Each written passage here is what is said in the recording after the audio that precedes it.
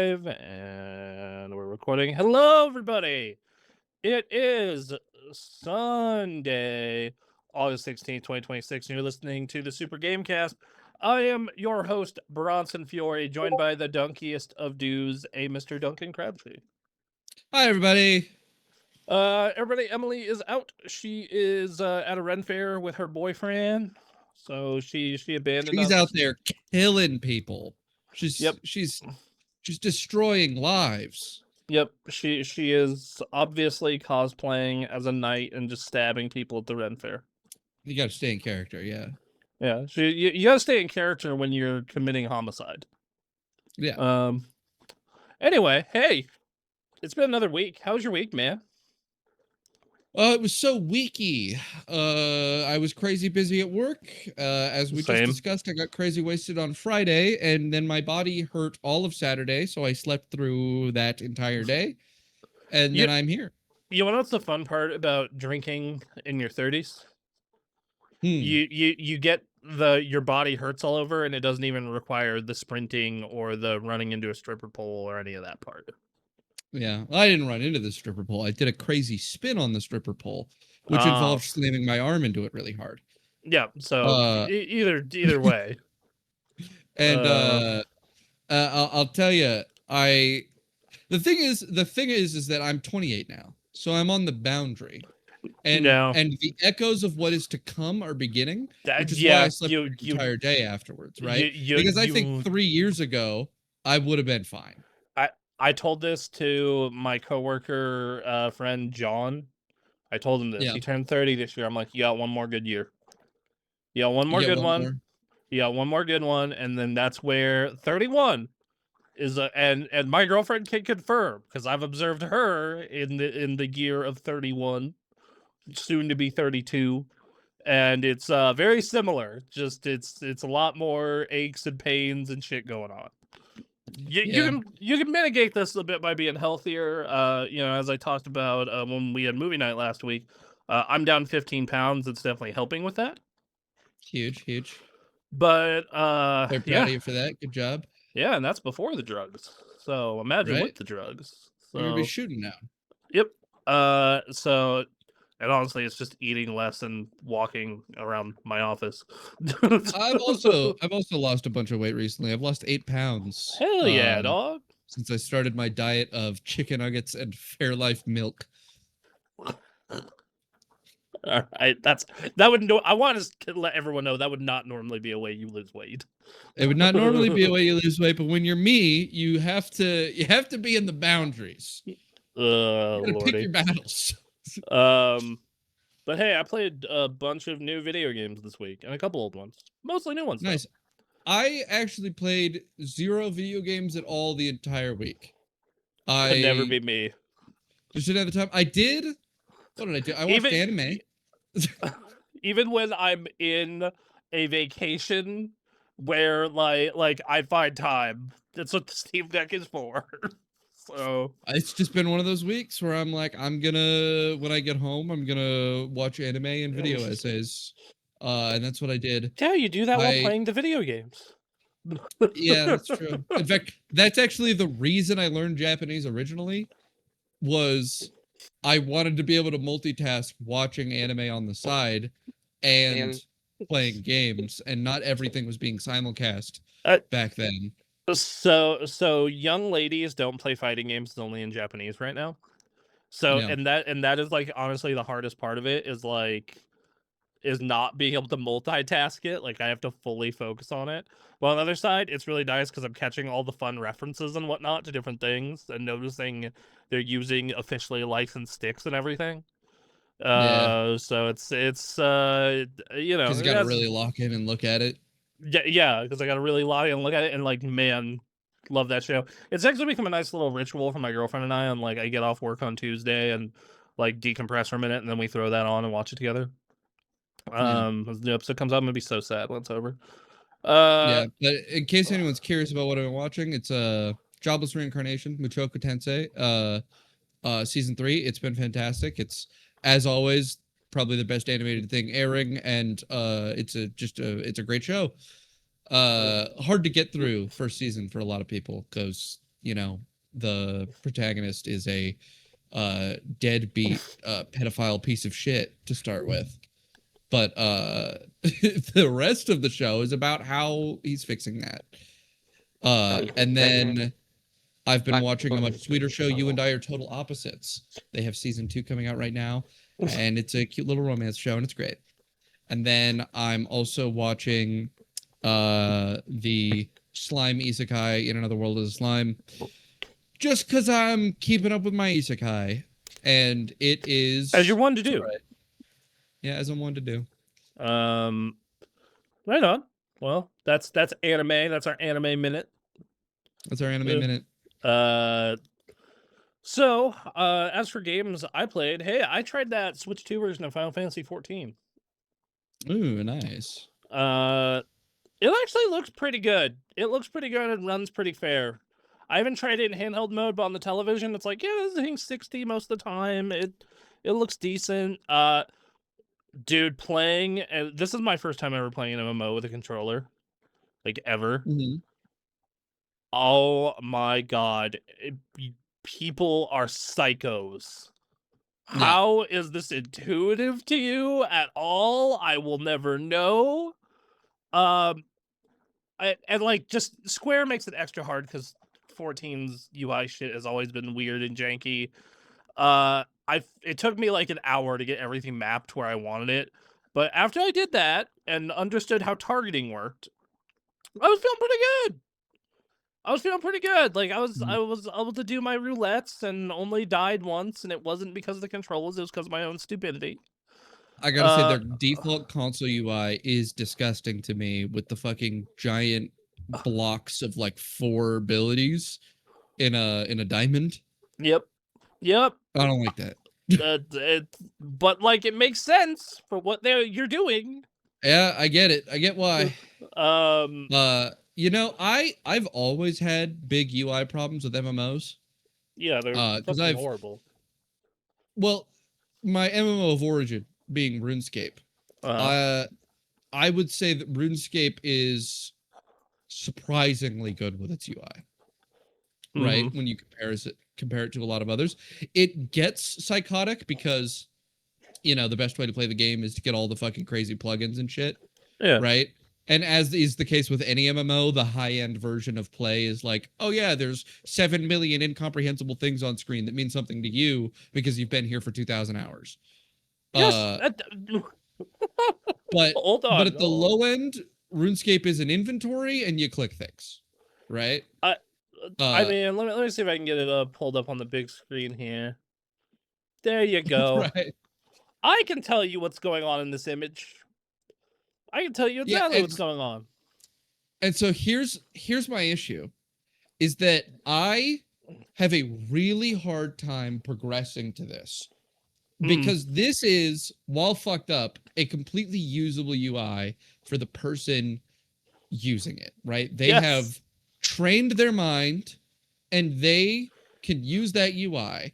When I edit a UI in like Final Fantasy 14 and WoW, which are the 2 examples of the games that I've done it in, I have no fucking clue where I should put anything.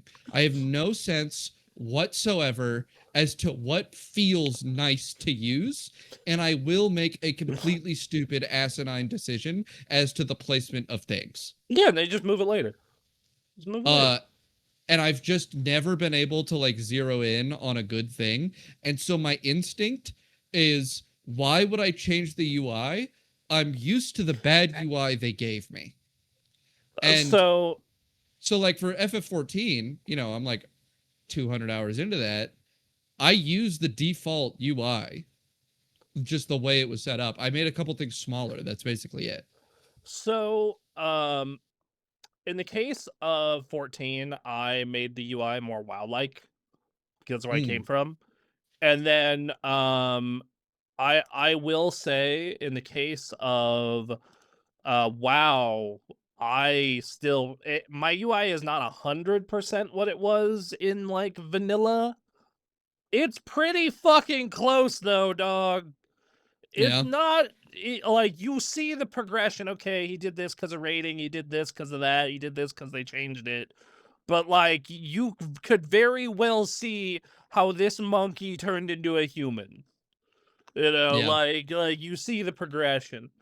But yeah, but 14, yeah, it's good on the handheld, dude. Like I don't want to play. I Yeah, don't. I've heard from Twitter that it's like it's just as good as the other consoles unless you're doing like mega high-end content with like crazy shit on screen. Yeah, And even yeah, then you can turn off a lot of settings and still kind of manage it.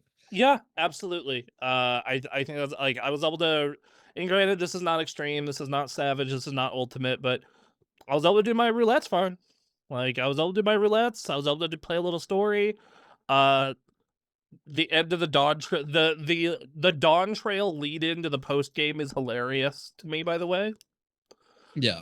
because I'm not sure if I talked about this last week, but it's like, hey, your queen is dead. I'm sorry, but you know what? You want to know how we're gonna get over that and start to feel good? Pro wrestling, and that's the setup for the raid series for Dawn Trail. So anyway, but yeah, I had a good time with it. I'm probably gonna use that as like my side grind game for now once I'm done with Persona 3 Reload. It's like I was completely happy to run my Viper roulettes and fuck around a Yeah. little bit on my Black Mage. So there's that. I will say that the handheld version being 30 FPS is a little rough for me personally, but I think if you're fine with 30 FPS as a whole, you'll live. I played Persona 3 Reload, and I mainly put this on the docket because I've been talking about it a bunch, but I did a social link I never did in my original playthrough, and it is weird as shit. Oh yeah, which one? The Gourmet King. That's the foodie guy, right? That's the foodie who's in a cult and has an inferiority complex about his dead brother. Ah. I must say I've never fully finished P3R. I'm a big completionist when I play Persona games, so I usually follow like a guide even on my first playthrough because I have a madness within me. And so I don't think I'm at the Gourmet King, though I have heard of him. Oh, you need to do him. It is such a cringe fest. It is horrible. It's horrible, but it's great. But yeah, so I did that for the first time ever in 3 playthroughs of Persona 3 of original, then portable. Now this. Persona 3 really has it in a way the other, you know, like Persona 5 and 4 don't let you. Well, I won't say they entirely don't.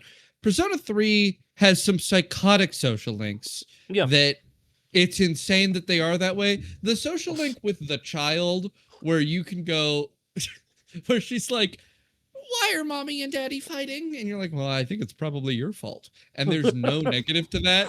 You can just do that. The one that's crazy to me is you are a 17, 18-year-old and you can like go talk to this drunk middle-aged woman on an MMORPG. Right. You know, and like and that's a budding romance, and she's your teacher. Yeah, I was like, oh, this is bad. So listen, yeah, Persona has a time-honored tradition mm-hmm. of saying that it's okay to sleep with your female teacher, and it's not okay if male teachers are creeping on younger girls. It's okay if female teachers are creeping on younger boys, but not the reverse. So I mean, yeah, this is I don't even think this is just a Persona thing. I think this is a societal thing. How many times have you seen a news story of a conventionally attractive female teacher hitting on young boys, and the comment section is, I wish that was me when I was a young boy. I mean, there's famously a South Park episode about Yep. this. Yes, there is. I use that meme all the time. You know, Nuts. it's just so blatant in Persona 5 with Kamoshida being the first primary villain, and then Kawakami doing the same thing. Like, I mean, she's not literally raping you like Kamoshida is, but like you're sick. You're well. How old are they? They're seniors. You're theoretically an 18-year-old, but they don't say. Nice. I think you're actually supposed to be 17. I don't know what the age of consent in Japan is either, so fuck it.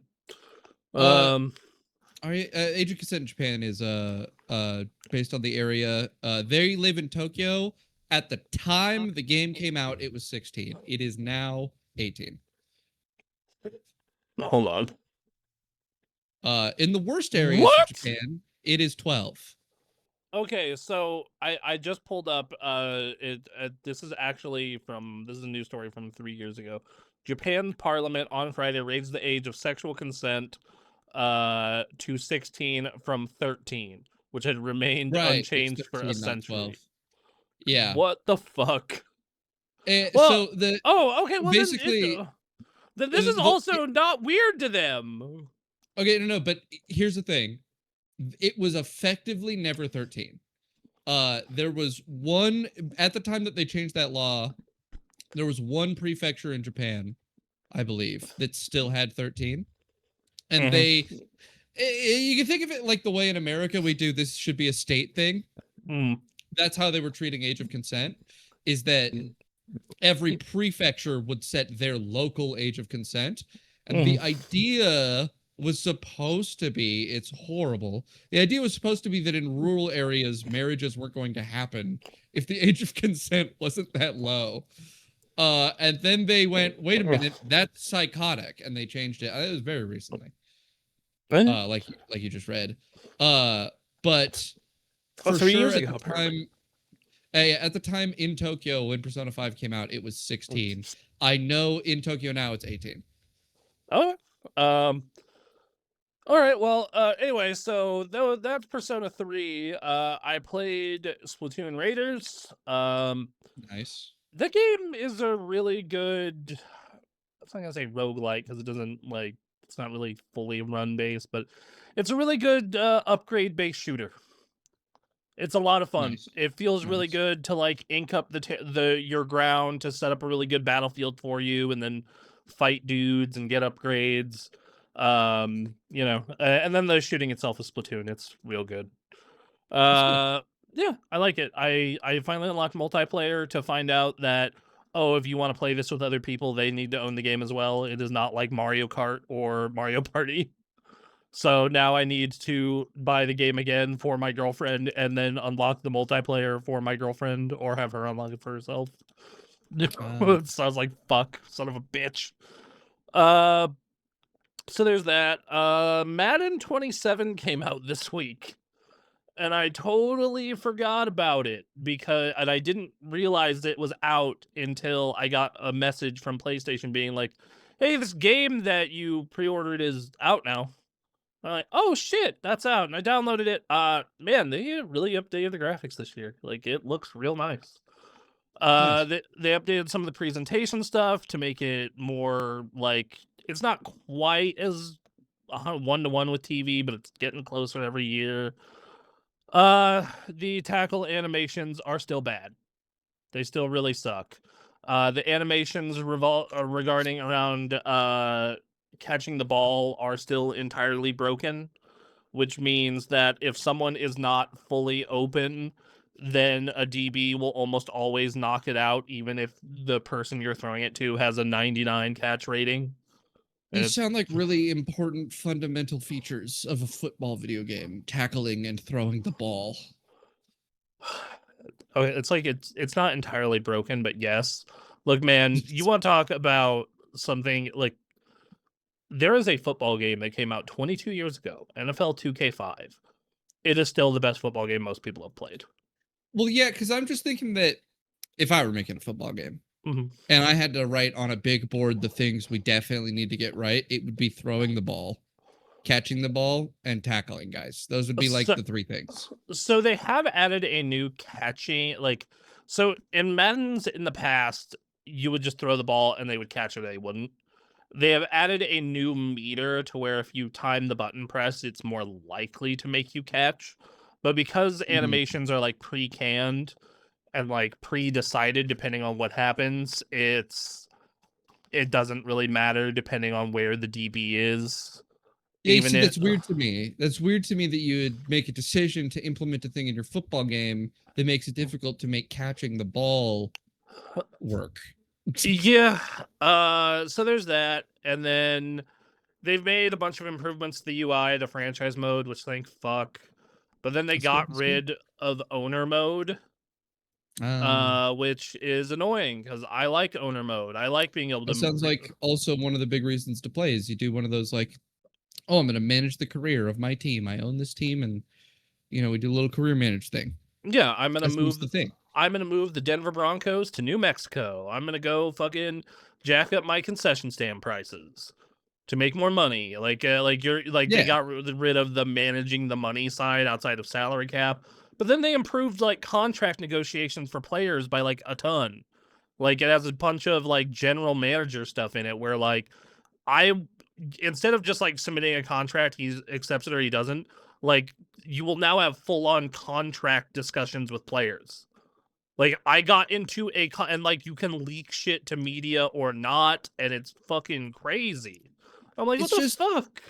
The thing about these sports games is that, to me, the model of how they should be made seems really clear, in that you add a feature, and then you iterate on the game next year by adding another feature.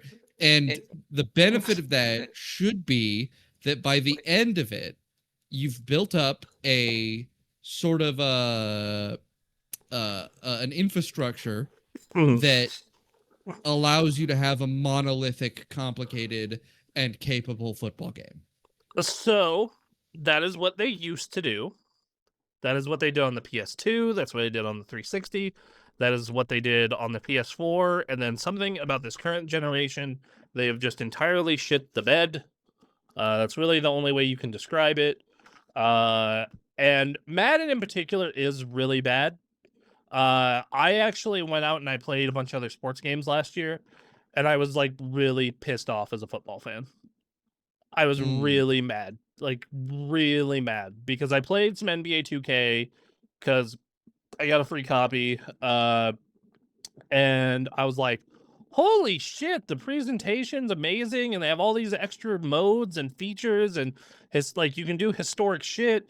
And yeah, it does the Madden thing if it's trying to be really gross and predatory about microtransactions, but similar to Madden, I can just ignore that and enjoy the game. And then same thing with MLB The Show. I got into baseball again last year, and I've watched baseball, really enjoyed baseball, and I decided to try MLB The Show because I had a trial through PlayStation Network, and I was like, damn, dude, the presentation here, the way the physics works, the way the game is, like all these modes and classic teams, and they even have minor league teams and little attendant.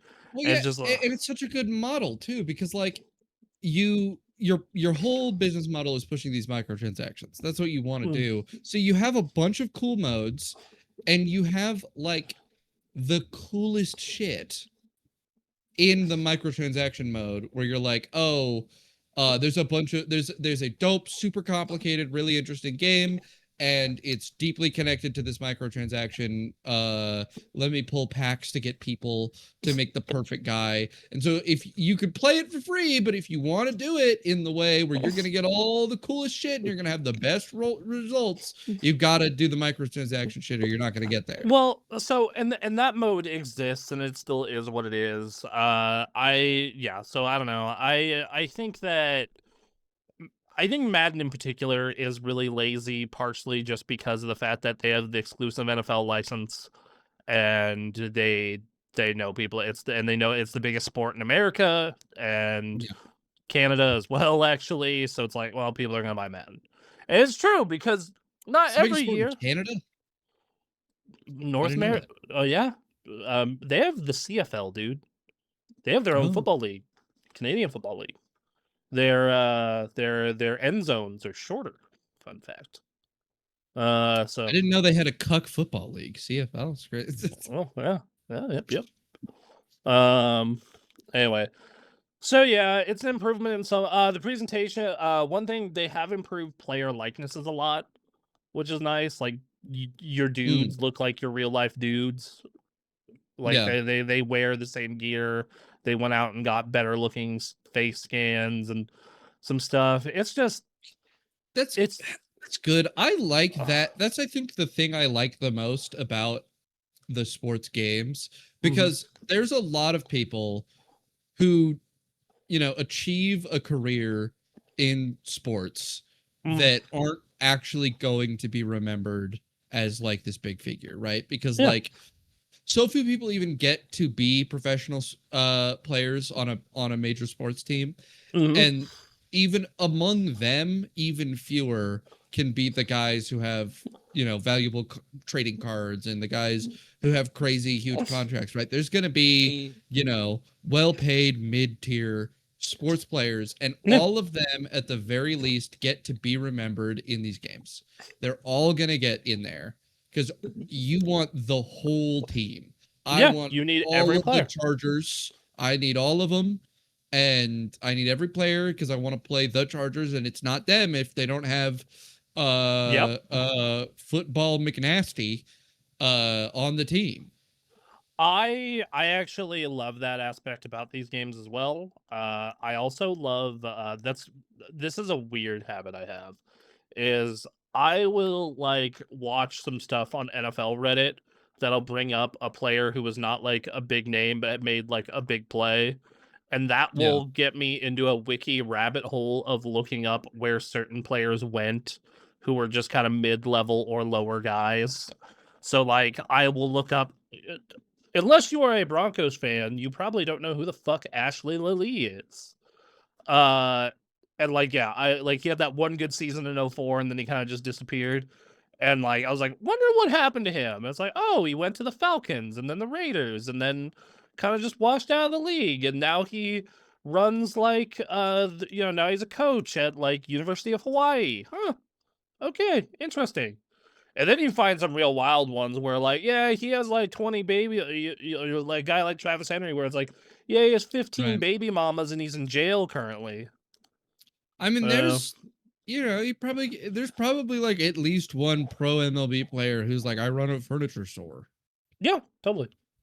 Like like that totally happens, and I kind of love it. I kind of love seeing like these, and from the player's perspective, that's really cool. Where you can always point like, yeah, I was in Madden, fucking 13 to 16 during my 3 years in the league. Yeah, like being able to, even if you're no longer in your heyday, always boot up that video game and see yourself presented all huge. Some guy must be out there being like, I'm gonna run a career where I went crazy. I was awesome. Yeah, totally. They're just maxing only them on their team. Yeah, absolutely. So I'll say this, and I have not put a ton of time into it. I'm barely halfway through my first year of franchise, but as someone who pretty much exclusively plays franchise mode, because I don't give a shit about microtransactions, and while I used to play a lot of competitive Madden, I don't anymore. Like, fun fact, I was top 100 on Madden, I think 13 or 14. Nice. Yeah, I got really fucking good at Madden for a while there. To the point of when I was at E3, I played one of the developers, and I was up 38-0 at halftime. It's awesome. It was pretty fun. It's fine. I don't know. It doesn't seem like since they fixed the microtransaction drama, I still think college football seems better. It's like a better football. If you just care about playing a good football game, I still think college football is better. It's you would only buy Madden if you are like me and prefer watching the pros. So last two games. First one, Gears of War E-Day beta. They have a multiplayer beta. It has horde mode and it has versus multiplayer. I did not play the horde mode because it requires 3 friends and everybody hates me, so that's fine. Not really. I just didn't bother to ask anybody. I'm sure if I would have asked you and Anthony and everybody, we probably could have got on that. Yeah, I'd probably check it out. I don't know Gears of War, so you'd be woefully under supported. Well, so the thing is they changed a lot of how this functions. So I think we would all be equally bad. Because I'll talk primarily about the versus multiplayer. The horde mode feels like they added a bunch of like equipment and classes and really made it a super in-depth co-op mode. Almost kind of like a Helldivers type thing, but instead of extraction, it's defending an area. And that sounds cool. Sounds very doable. You know, in situations where everyone's equally bad, I'm surprisingly good. So that's actually great news for me. Yeah, no, I don't know. I'm trying to plan ahead for my birthday this year when we do our gaming thing for my birthday, and I am torn between just buying people some copies of E-Day and running horde mode and trying to figure it out, or we just all install MCC and fuck around in Halo 2 and 3. So, one of the two. Fucking around in Halo 2 and 3 is really fun, though. It is. It is really fun. And also, when we played Halo, we did a little bit of Halo 3 last year. I felt like a god. Because yeah, you were kind of wrecking in Halo 3. I also was putting out fucking crazy numbers suddenly when we dropped it onto Halo 3, and I was like, "Oh, I'm activating." Yeah, like just so anyway, I played that beta. It has a lot of the standard Gears multiplayer stuff. You're using the Lancer and the machine guns to provide cover. You're rolling around and jumping around and two-piecing people, running up on people with the shotgun, two-piecing people with the shotgun. But they've added a sprint that is not the traditional roadie run that Gears of War is known for. It's like a normal game sprint. And they've added jumping and verticality. So, like, you can pull yourself up on ledges and shit. So it creates this, like, very interesting thing where you can't cover all approaches anymore. Because there would be matches in, like, Gears of War 1 through 3 are perfect examples where people would play on the map gridlock, and they would get the high point, and they'd get one person covering each end, and they would basically create Lockdown City entirely. It's like we got 3 tunnels, and we put bullets in those tunnels. Yes, exactly. Like you basically someone would have to grab the grenade or the boom shot and get lucky, or throw smoke and run up and get lucky. If you were playing a team of equal skill. And now, due to the fact that on that map, you'd probably just be able to climb on top of a car, then climb on top of the ledge, it creates some real oh shit moments where, like, dudes will think they're safe, and I will just see this spot where I can climb up through a window and just go up with a shotgun. Boom, boom, boom! And you're like, sorry, guys, verticality. Yeah, like, adding verticality to Gears of War is the fucking... It's kind of awesome. Like, when I first started playing it, I'm like, I don't like how they've changed these controls, but that's also because I played Gears forever, and I don't like how they did this, but then after getting some matches and understanding how these changes work, I was like, fuck yeah, this is awesome. That's good. That's good. It looks really good. I'm running it on ultra native 1440p and getting about 70 FPS. I know that I tried turning it to it has a setting above ultra called ludicrous, and I was getting like 35 FPS. So I was like, okay, I can't do this. So I'm guessing that is for future graphics cards, or you have to turn on DLSS. One of the two. That makes sense. Probably DLSS. Everybody loves DLSS nowadays. Yes. Which, when you can make it look good, it's fine. And so, yeah, I think that they have made some smart changes to that multiplayer.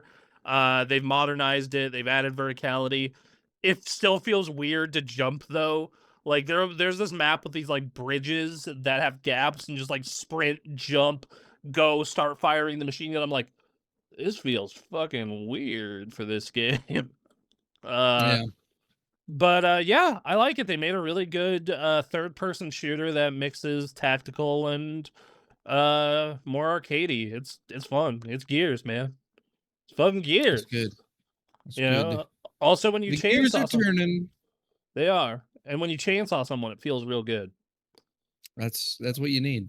I will say, if you get killed by the chainsaw in multiplayer, that means that person got the jump on you entirely. Because otherwise, like, there is no reason to try and chainsaw someone other than a stunt on people. That's the only reason, because the shotgun is just a million times more effective. It's the Halo assassination, you know? It's the I need the little animation because I'm stunting on you. Yeah, exactly. Yeah, yes. Oh no, I think you'd like it. I do think you would enjoy it. If you enjoy multiplayer shooters, yeah, I'm excited for the campaign too, of course, but yeah. And then next up and last of what I played is Marvel Tokon. So what is Marvel Tokon on? So it's my understanding Tokon means fighting souls. Is that correct? Yeah, that would make sense. Tatakao something. Yeah, I could see that. I could see that. Yeah, so someone translated to me like, this game is called Marvel Fighting Souls Fighting Souls. And I'm like, that's hilarious. But anyway, so I'm trying to 100% the game because I realized how close I was. Probably by the end of this weekend, I will be like 2 achievements away, if not 3. But I finished the story campaigns for the 5 story teams, and it made me consider reading Ghost Rider. I've never been a Ghost Rider guy or interested in Ghost Rider, but the concept of a demon car that is constantly telling you to murder things was hilarious. And the character actually did seem kind of cool with the penance stare and everything. I was like, God damn it, this is kind of getting me interested in reading Ghost Rider. I have looked it up. Yeah, it's Toll, which is like it's drawn from the kanji for like fight and war, you know, just battle. Yeah. And then Kon, which is drawn from the kanji for like soul or mind. So it is Marvel Fighting Souls Fighting Souls. Yeah. Wow. Okay. I'm gonna keep moving. Anyway, so I did that, and then I've been getting more competitive with the game. I've almost creeped my way into Diamond. I have found my point character for sure. It is Wolverine. Nice. He is easy to play. Is that not also your Marvel Rivals character? It is one of my Marvel Rivals characters, yes. Just seem to kind of be drawn to the Wolverine. They make Wolverine play in a way I really enjoy. Yeah. Though in Marvel Rivals, Wolverine is not the character I'm best with. The character I'm best with is Iron Man, actually. So, but I was running, funnily enough, though, Wolverine Iron Man. But the problem with Iron Man is I found his assist came out really slow. And I want for his shooter assist at least. So last night when I was testing some stuff in because it puts you in training mode while you wait for matches. I was testing some stuff and I was like, oh, I'm gonna try testing Deadpool. Because I decided to look up some data on how fast moves come out. And for a shooter assist, I looked up Deadpool and I'm like, oh, this is perfect. This comes out really fast and it locks them down longer. So I've been running Deadpool and Wolverine as my 2 starters. A classic combo. Yes. It's almost like they're intended to fit well together by the game creators. I think it's just Deadpool has a really good shooter assist because I ran into somebody running Storm Deadpool, and that was also fucking disgusting. But I am finding the biggest issue I have with this game is the way assists work. I am very much used to Dragon Ball FighterZ. I am used to Marvel vs. Capcom, where the assists come out no matter what, and they last longer and they kind of lock people down a little more. That is not the case here. They come out, in my opinion, somewhat slowly a lot of the time, and even if it's not slowly, they don't come out if you whiff.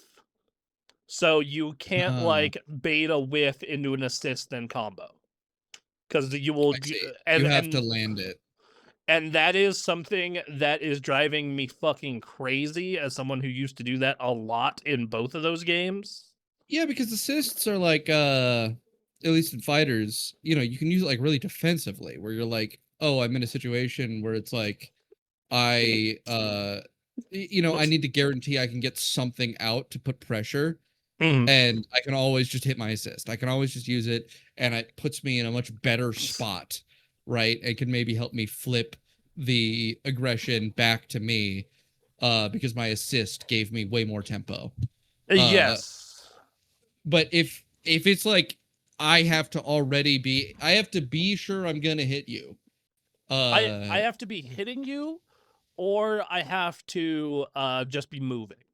I cannot. It sounds like a sort of weak super to me, you know, like it's a weaker super where it's like I'm using it when I'm sure it's going to get value, not as a response. It feels more like a combo extender more than anything. Okay. There are ways there have been some interesting ways people have been using it. I actually saved a Reddit regarding this. Where if you, and this is not an assist, but if you raw tag during a jump, you can raw tag during a jump cancel, and as that move is finishing, you can continue the combo with the character you just called in with no assemble gauge usage. It's fucking crazy. So yeah, so there's that. I'm having a lot of trouble with it because like I use assist very much less as combo extenders and more as tools to get openings. So for me, that part has been very hard. I do think if you are a new player to tag fighters, this system is a lot more manageable and easy to deal with. I think if this is your first tag fighter, this seems like it would make a lot more sense and feel more fair. And that's also how I feel about Tokon as a whole, because OP is way harder in this game. Wake up offense, for those of you who are unfamiliar with fighting game terms. It's basically like when the person gets knocked down, how do you approach them and what are your options to go after them? Because Oki is delayed, there's a little bit of a time before you wake up. They can tech roll out of the corner if you are not ready to, and it basically Oki is very reactable in this game. It's not like Dragon Ball FighterZ where outside of delaying your wake up by holding down, you just kind of have to eat the mix and figure out a way out. This is no, we are going to give them a chance to breathe. They're still Oki. Oki to me is an obscure California slur used against the poor and uneducated. Okay, thank you, John Steinbeck. So yeah, it's one of those things where Oki is really goddamn. It's hard in this game because the timing is longer and weird, and you can't just keep throwing fucking pressure out. And there are very clear ends to block strings. It feels like they really did their best to not let this be the most degenerate tag fighter of all time. But on the other side of that, people are already finding a way. As like, just go watch Sonic Fox Green Goblin. Oh my fucking Honestly, god! I think that there is some kind of supernatural pressure around Marvel in general to get from the community to make it more degen. Right? Like they want to force it in to the degen state of, you know, the crazy shit that you've been doing in like Marvel vs. Capcom. So I think that the general Marvel fans, not MVC fans, Marvel fans, just want a fun, fair fighting game that you can play almost like Smash. And I do think this game has a Smash style onboarding. I really do. Like, if you're come in the chat, Iron Rose, good afternoon, good afternoon. Speaking of Marvel fans, not Marvel's Capcom. He likes the movies and the comics. But anyway, so Yeah, I think for like a normal person who likes Marvel comics and or movies or shows and wants to play a fun game, this is probably it's significantly more approachable. I think combo structure is pretty chill. I think that the story mode stuff is a lot of fun. The way they interact, I think that it like if you just want to get in there with the homies and mash buttons and see cool shit happen, you can.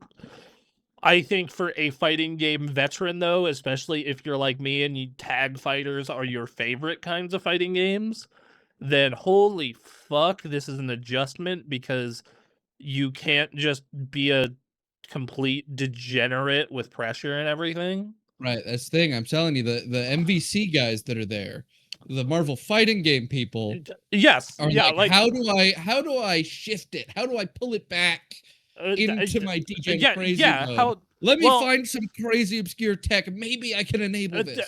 Yeah, and they're already doing that because the fucking raw tagging to avoid assemble gauge. When I saw that video last night, I'm like, that's gonna be fucking gross when someone really maximizes it. Oh my god. Spam Sub-Zero free slide. Different game, but I like the spirit. I like the spirit. Different game, degenerate spirit. Yes. That's what they're doing. But no, like, and you know, here's the thing.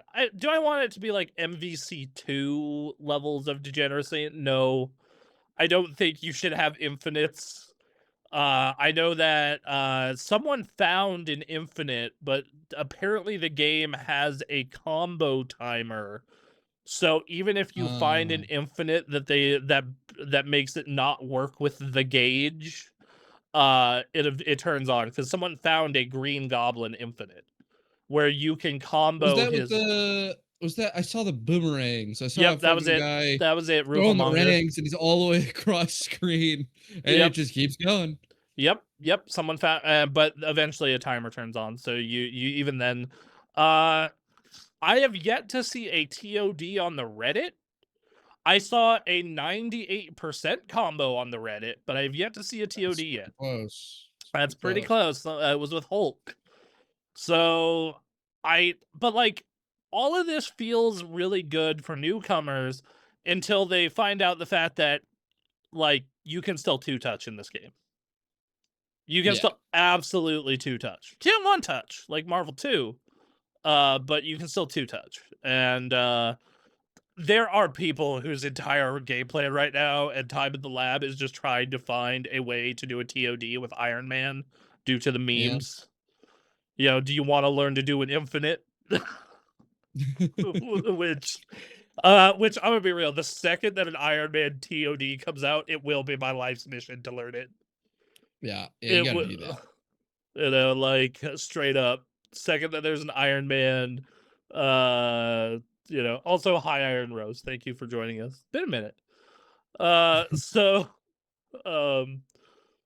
yeah, but yeah, so that's been an adjustment. I'm glad you've been enjoying Tokon. It seems really cool. I have. I even with these complaints, I am 31 hours basically into it, which means in the 1 week it's been out, I've played almost a full work week of Tokon, and this is with other shit in my life going on that make it harder to play Tokon. And I am missing 3 achievements. I have 52 of the 100 combo lessons done, combo challenges. Nice. I need to do a crossover reflect 5 times during matches, and that just doesn't happen enough to like, it doesn't happen that often. I've done it 4 times so far. I'm just like praying that I get a match where someone's obsessed with using reflect. And then I need to do 500 battles, which I've done 174. We are talking about the Tokon, the Marvel Tokons, the token and the ons. Yeah. The Marvel fight. The Marvel fighting souls. That is a crazy name. That is funny. That just Tokon just means fighting souls. Yep. You could also interpret it as like fighting spirit, which is equally still which is still stupid because it's Marvel fighting spirit, fighting souls. Still dumb. Either way. They should have just called it Marvel Fighting Souls. That would have that's all it should have been. But yeah, the game has a great aesthetic. It's a lot of fun. I think their weird roguelite mode is cool. I have not tried the survival mode stuff to unlock the rest of the colors yet. I've been kind of just spamming around the roster to find out a full team. Like, I found my point. Because there's 3 types of assist. There's shooter assist, which is your second character, vertical assist, which is your third, and then like your big fancy assist, which is 4. And so currently the team I am running is Wolverine, Deadpool, Spider-Man, Green Goblin. I am trying to find Spider-Man does seem like a good vertical assist, and that's kind of why I've been running him. Also, he's like one of the best characters in the game. He is absurd. The fact that almost every situation he gets in is a 50-50 mix-up is fucking stupid. Also, yet another guy meant to pair with Deadpool. Just saying. It's just happening to you. The funny thing is like, I'm not super big on Deadpool as a character. I like Deadpool. I just don't love Deadpool. It's just his fucking shooter assist is exactly what I want. So I was like, fine. I will play Deadpool. I used to like Deadpool. I feel as I've grown older, I look at Deadpool and I'm going, yeah, kind of cringe. Yeah, kind of cringe. I think the problem with Deadpool is he's really hard to write. Because Deadpool is really hard to write. I think that it's the movie... character built around subverting stakes. So how do you make a storyline for that character? Yes, and he's also a character that like if you hand him to a bad or lesser writer, it's like, haha, meme time, fourth wall break, fourth wall break, fourth wall break. And I'm like, Jesus fucking Christ, I'm tired. I think what you need to do with Deadpool is you need to give him much lower stakes than he often gets, especially in like MCU right now. He is getting a superhero movie every time there's a Deadpool movie, and he needs to not be getting that. It needs to be a movie about like a guy like bumped my car on the road and I'm pissed about it, and we're going on a saga of a journey so that I can like punch that guy in the face once. I will say that I did like Deadpool and Wolverine. I thought that was a really great movie. That was a great flick. But yeah, so, and like in this particular, they do a good job with him. He needs his mercenary moment or Deadpool kills movie. I think that would be cool. I think that actually would be.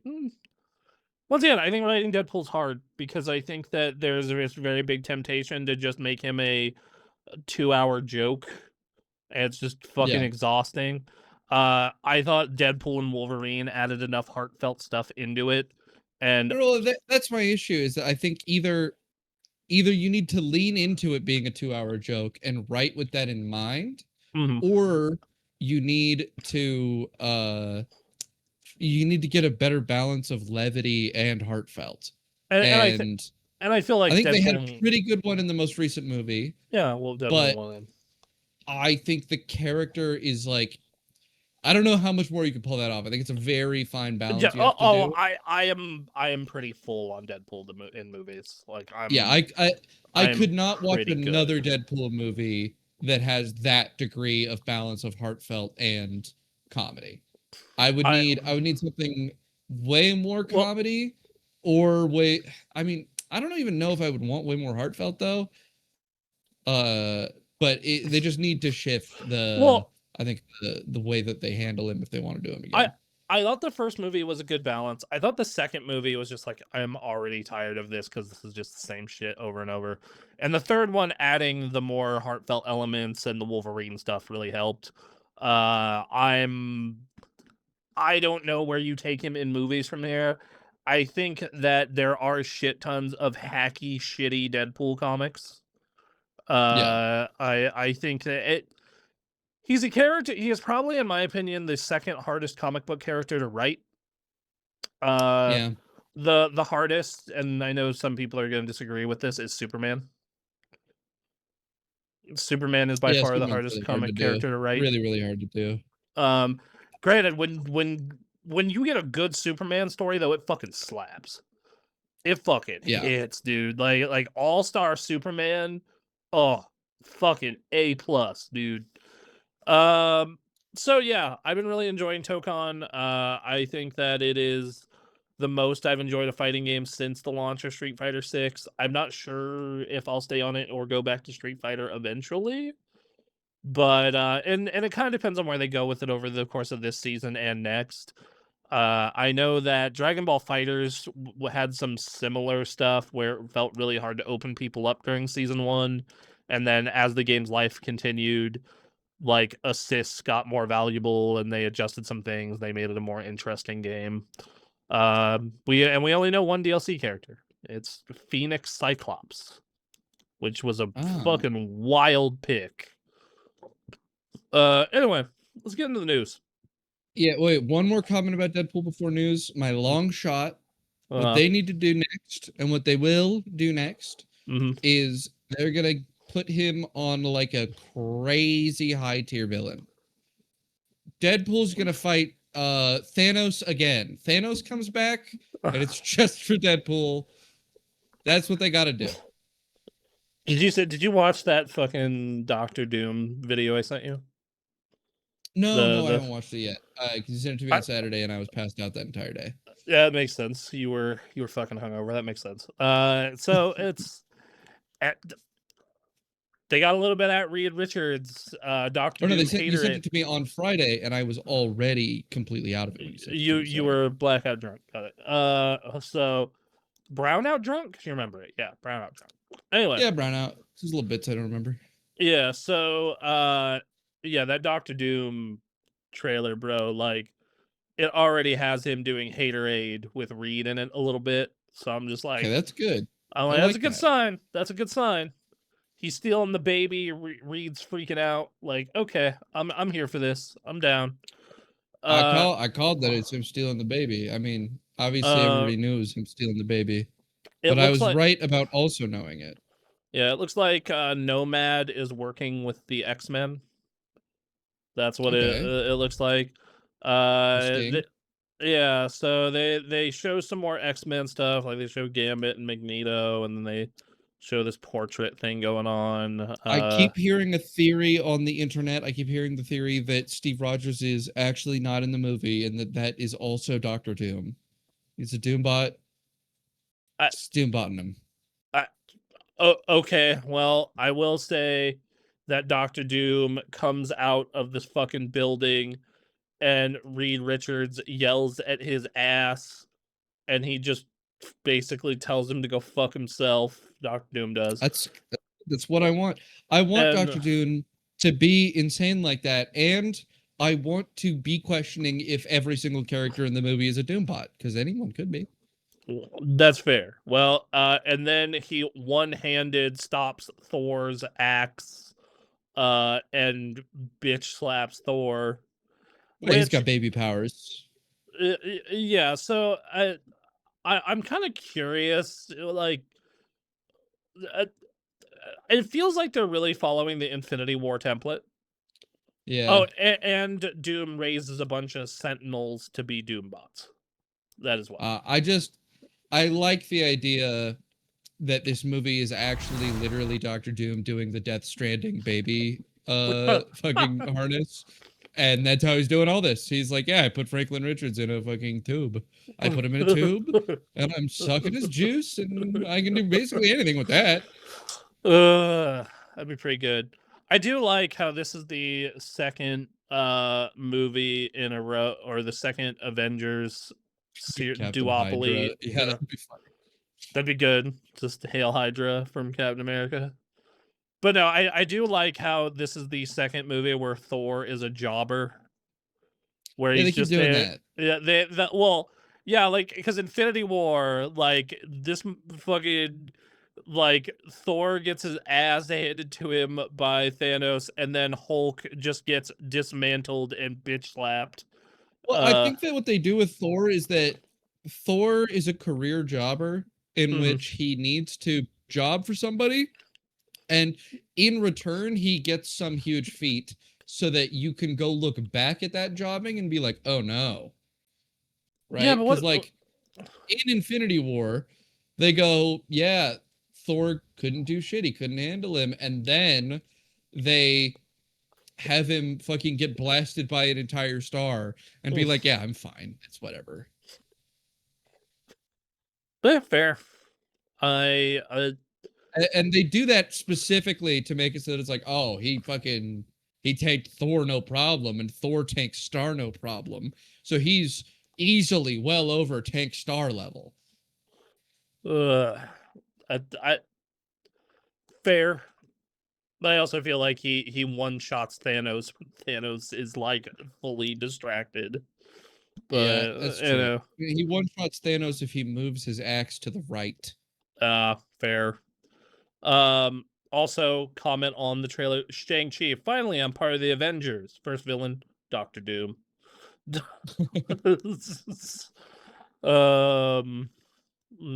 Lordy. Yeah, I'm cautiously optimistic here. I want the got a comment here. So this movie is gonna be 3 hours of Doom aura farming. Fucking Lord, I hope that's it. That's what I want it to be. I That's hope what it it is should just be. 3 hours of Doctor Doom kicking the shit out of Earth's mightiest heroes. I mean, I said it last week. I just really hope he's not Tony Stark. Yeah, variant Tony Stark. They've given me a bit of hope with him hating on Reed Richards. Yeah, it's what he's supposed to do. Yeah. But if he's hating on Reed Richards and then he goes, I'm Tony Stark, but my mom survived. Please stop. I have faith in the Russo brothers. Anyway, let's get into the news. Anyway, so hey, the $100 Ultimate Edition of GTA 6 is selling more pre-orders than the $80 Standard Edition, Take-Two CEO says. Strauss Zelnick notes this could be a sign of most avid players pre-ordering. Yeah. I mean, it's gotten so many fucking pre-orders this day. Like, depending on which analyst firm you talk to, it's anywhere from 37 million to 51 million. This may smashing. Mind you, in this story, they mention the stats on its lifetime sales for GTA 5 is something like 253 million. It's the third best-selling game of all time between Tetris and Minecraft. Real quick, if it is at 51 million, it would make it the 11th best-selling video game of all time at launch. That's just fucking crazy. That's not even. That's so insane. And then, as for the $100 people buying that version, it's like, well, a lot of people are assuming they're gonna play this for like a fucking decade, which that might be true. And there are some exclusive items to that version, including an exclusive clothing store. So it's like, yeah, okay, sure, fuck it, fine. You know, I think the issue that this causes is that Take-Two has probably had its stock price rising like meteorically in the lead up to this game, to the point that I think they're going to start to get to the point where the expectation is not only that this is the best selling and highest revenue video game of all time, but also that it is that for like the next 4 years, like every year. The thing that makes the most money is GTA 6, and like that would keep it at current level of stock performance. So their peak stock was last October at 261.35, and they're currently at 246.95. I'm honestly considering dropping some money on stock, waiting for the launch numbers because they're going to be crazy. And then the second I see it falling in any real manner, dumping that shit immediately. Yeah. Yeah, I mean, I pre-ordered the fucking fancy one. I pre-ordered the fancy one. need to go to the bathroom before our next story because I know we're going to talk about it for a while. Oh, yes, the Saber Interactive thing. Comment in the chat. GTA 6 is overhyped at this point. They keep pushing back a game that is going to be buggy and cheap looking on launch. I don't know, dude. Buggy, maybe. Like, I don't know. I'm not on the fucking dev team. I'm not in the QA room for that. I don't know what's happening there. I do know Rockstar as a whole has a history of polish.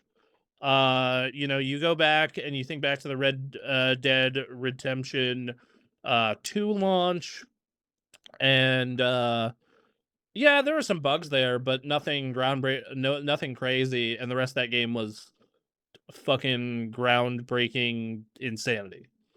So I don't know. As for cheap looking, I don't know, dude. I think that game looks awesome. I think visually, like the trailers, like it looks insane. I'm looking at that. Obviously, we're gonna find out more because at the end of the month they're doing that deep dive on fucking Netflix of all places. So yeah, I'm curious. I'm very curious to see where they take it. You know, it's one of those things where, I have faith in Rockstar as a whole, I guess. I know this is going to be their last game with the original ownership, which is curious for me. That's kind of that's going to be something where I'm like, okay. So we'll see. I do think that there is a level of hype to this game that is a little crazy, and I do think a lot of it is because of the wait. And I think some people will be disappointed because they're going to be like, I waited 15 years for this, not realizing that, yo dog, they made Red Dead in the interim there. Like they made Red Dead. And who knows, yeah, the game could suck. And that in itself is an interesting story. It's Red Dead did go pretty well. I mean, that was a successful game. Yeah, it's I think it's in the top 20 best selling games ever, and I think that I do think that this might end up being Rockstar's last kind of gem like that, because I believe this is the last game that the Hauser brothers are working on for them. Well, it's also during a period of time where they are having like a lot of employee controversies. That's with they're doing a lot of union busting. There's a lot of accusations of mistreatment in the company. Yeah, that never bodes well. But Rockstar is also a company that was like well known to be one of the primary crunch culture companies. Yeah, like I was about to say, during dude, the period that everyone was talking about that. So I first started usual. Yeah, I first started hearing about like crunch culture in video games when I first started really reading the news when I was 14, and that was what Rockstar was known for. These people make the best, most intricate video games out there, and they also torture people to do it. It's a blood sacrifice. They torture themselves, and to be fair, apparently the Hauser brothers also torture themselves in the process.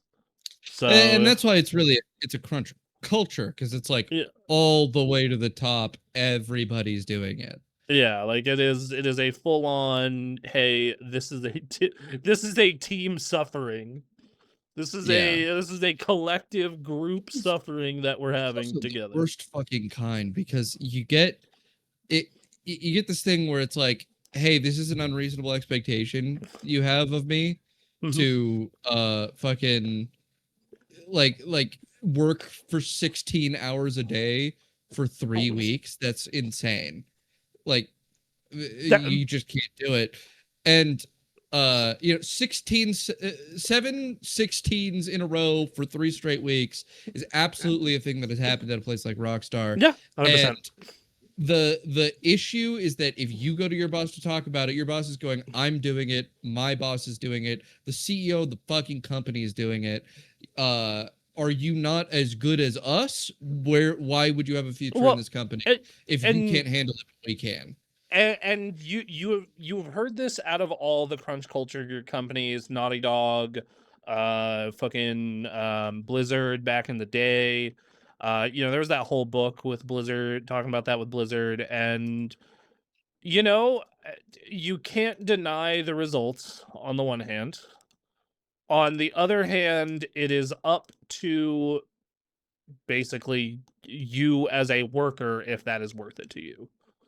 You know, like for example, if you worked on Red Dead Redemption 2, you can say, "Hey, I was a part of one of the greatest fucking video games ever made." But you probably gave up 3 to 5 years of your quality of life to do it. And is that worth it to you? I would harken back to my goat and savior Tim Rogers in his Cyberpunk 2077 review, in which he explains that he is a crunch culture guy, right? He worked for Sony, he worked for Square Enix, making Final Fantasy 12, and he definitely crunched a lot on Final Fantasy 12. You know, he talks about it really openly, and a big part of the emotional arc that he's going through in that video is coming to terms with the fact that the only way he knows how to work and has worked is crunching, because video games did that to him. And while making the Cyberpunk video, he nearly dies from doing that. He develops a horrible throat issue there, and obscure doctors are calling him, and it's directly a result of the fact that he, to get these videos out now, is working the same way he's always worked, which is in massive sprints to do immense amounts of labor. And that's just not a thing you can handle. And you know, some people want to work that way, and I'm not gonna I don't know. Some people want to work that way, and they are wrong about doing it. They shouldn't be working that way. It's horrible for them. It's just a bad thing. I get it. But yeah, you can't. It does get more done. It just does. Legitimately. Yeah. You receive benefits from it. It's just you're trading away an incredibly valuable thing, and that is your well-being. Yeah. And for some people, the results of their labor is more valuable to them than their well-being, but that is not a decision that anyone should be forced to make. I think that these companies, I mean, yeah, you see, like Iron Rose says in chat, crunch culture is really bad with major companies. Very few don't have crunch culture. That's 100% right. I think that is the case. I know that, and I think that some companies have contracted out their crunch culture, Microsoft being one of them. You know, they just pay someone else to do it. I think that if an employer is upfront about it, like, if Rockstar in your interview process is like, "Yo, dog, we pull 12-hour days, 7 days a week for like months at a time." Like, I think in the video game industry they are. I think Rockstar's like super clear about their crunch to everybody. Because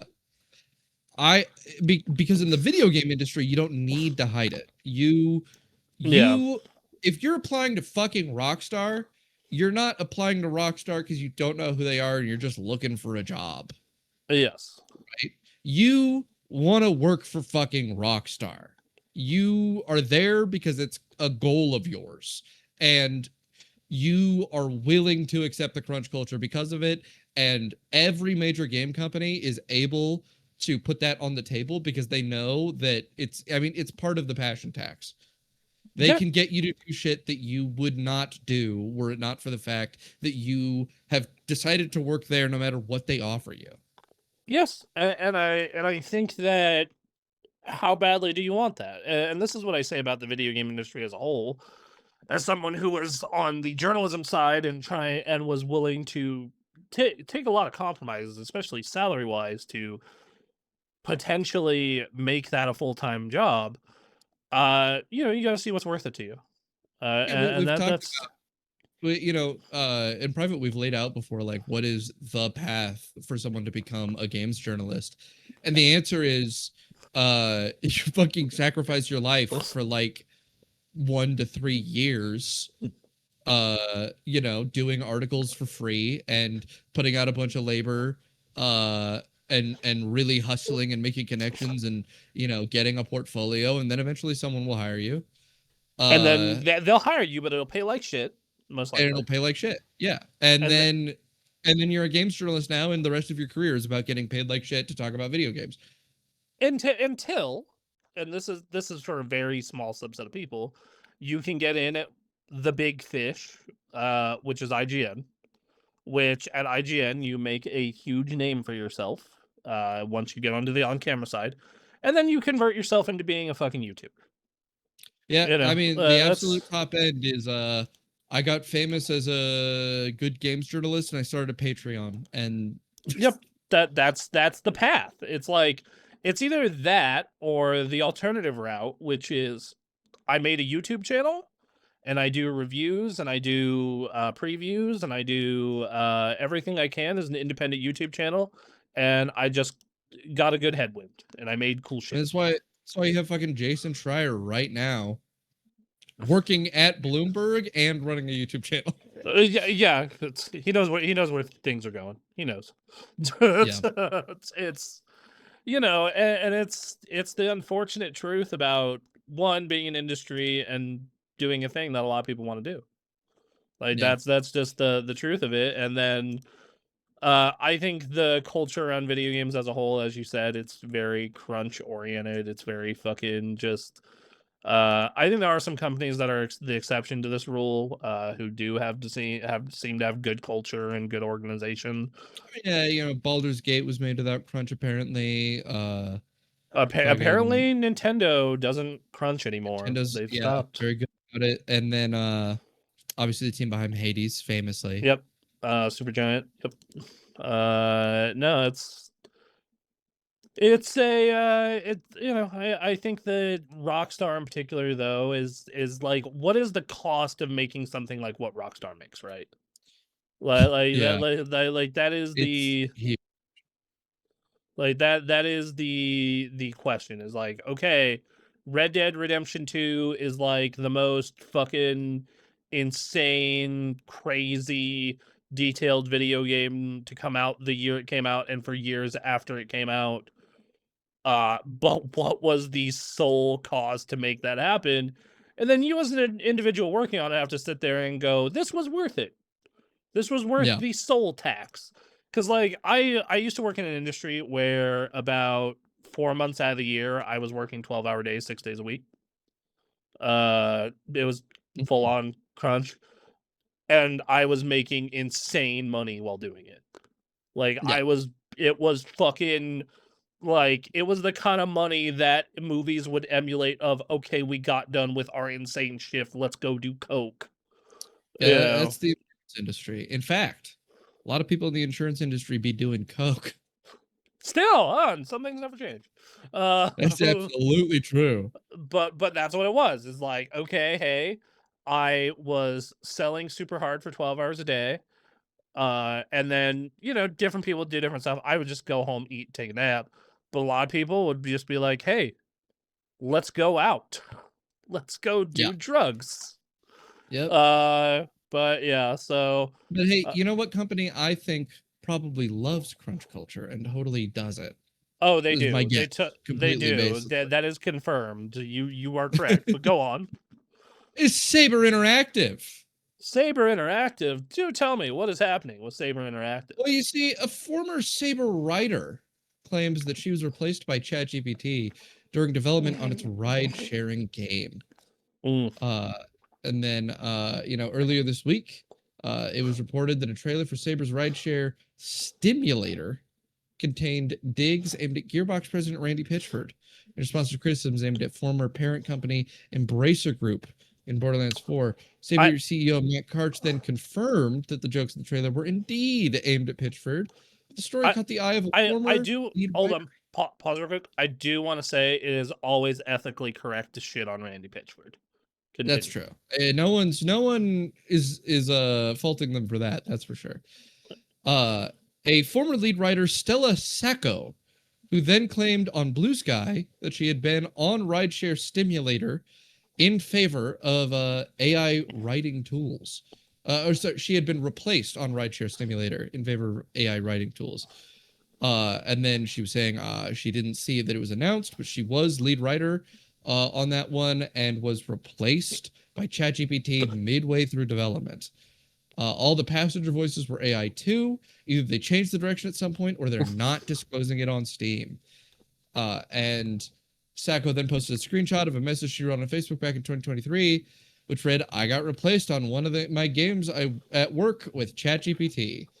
She also claimed that her boss tried to push back against the decision to start using AI in the game, and she tried to tell Karch that players would only become less in favor over time. So here's the thing. This story starts with the, relatively low stakes but shitty, Saber Interactive is using AI. Well, who would have guessed? A major company in the big 2026 using AI. Who would have thought? Oh no. But then This Week in Video Games, an outlet, reached out for comment to Matt Karch, the CEO of Saber Interactive. And I was in a whole thing about this before the show. I feel like there's not been enough coverage on the insane statement that he made. His statement to This Week in Video Games was, oh wait, let me come up with a voice for this. All right. Stella who? I had to ask Claude because I have never spoken to her or seen her. We have already said we're using AI for certain parts of the game, and we'll update the Steam page once we finalize the feature set. Let me clarify that the entire story script, were it to win an award, would go to someone who could walk up on stage and receive it. It was always our intention to reveal this until Stella violated her confidentiality clause. I want to say this before we were ready. I want to say you sound like the landlord from I think it's Smiling Friends, the guy who's like, do you want to play? You want to hang out to play Burnout 2 on the PS2? Yes, exactly. Exactly. We look at our use of AI in this particular game, which will be lowered priced title, as a plus for consumers.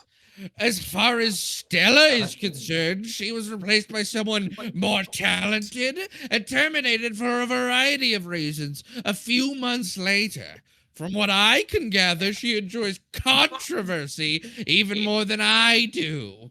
I would frankly, in retrospect, have been happy to replace her with AI. At least we'd be dealing with someone programmed to be honest. Wow. Okay. So that was the statement he made in response to seeing her talking about that. Which just was fucking crazy. That was just a crazy thing to say. Barely prompted.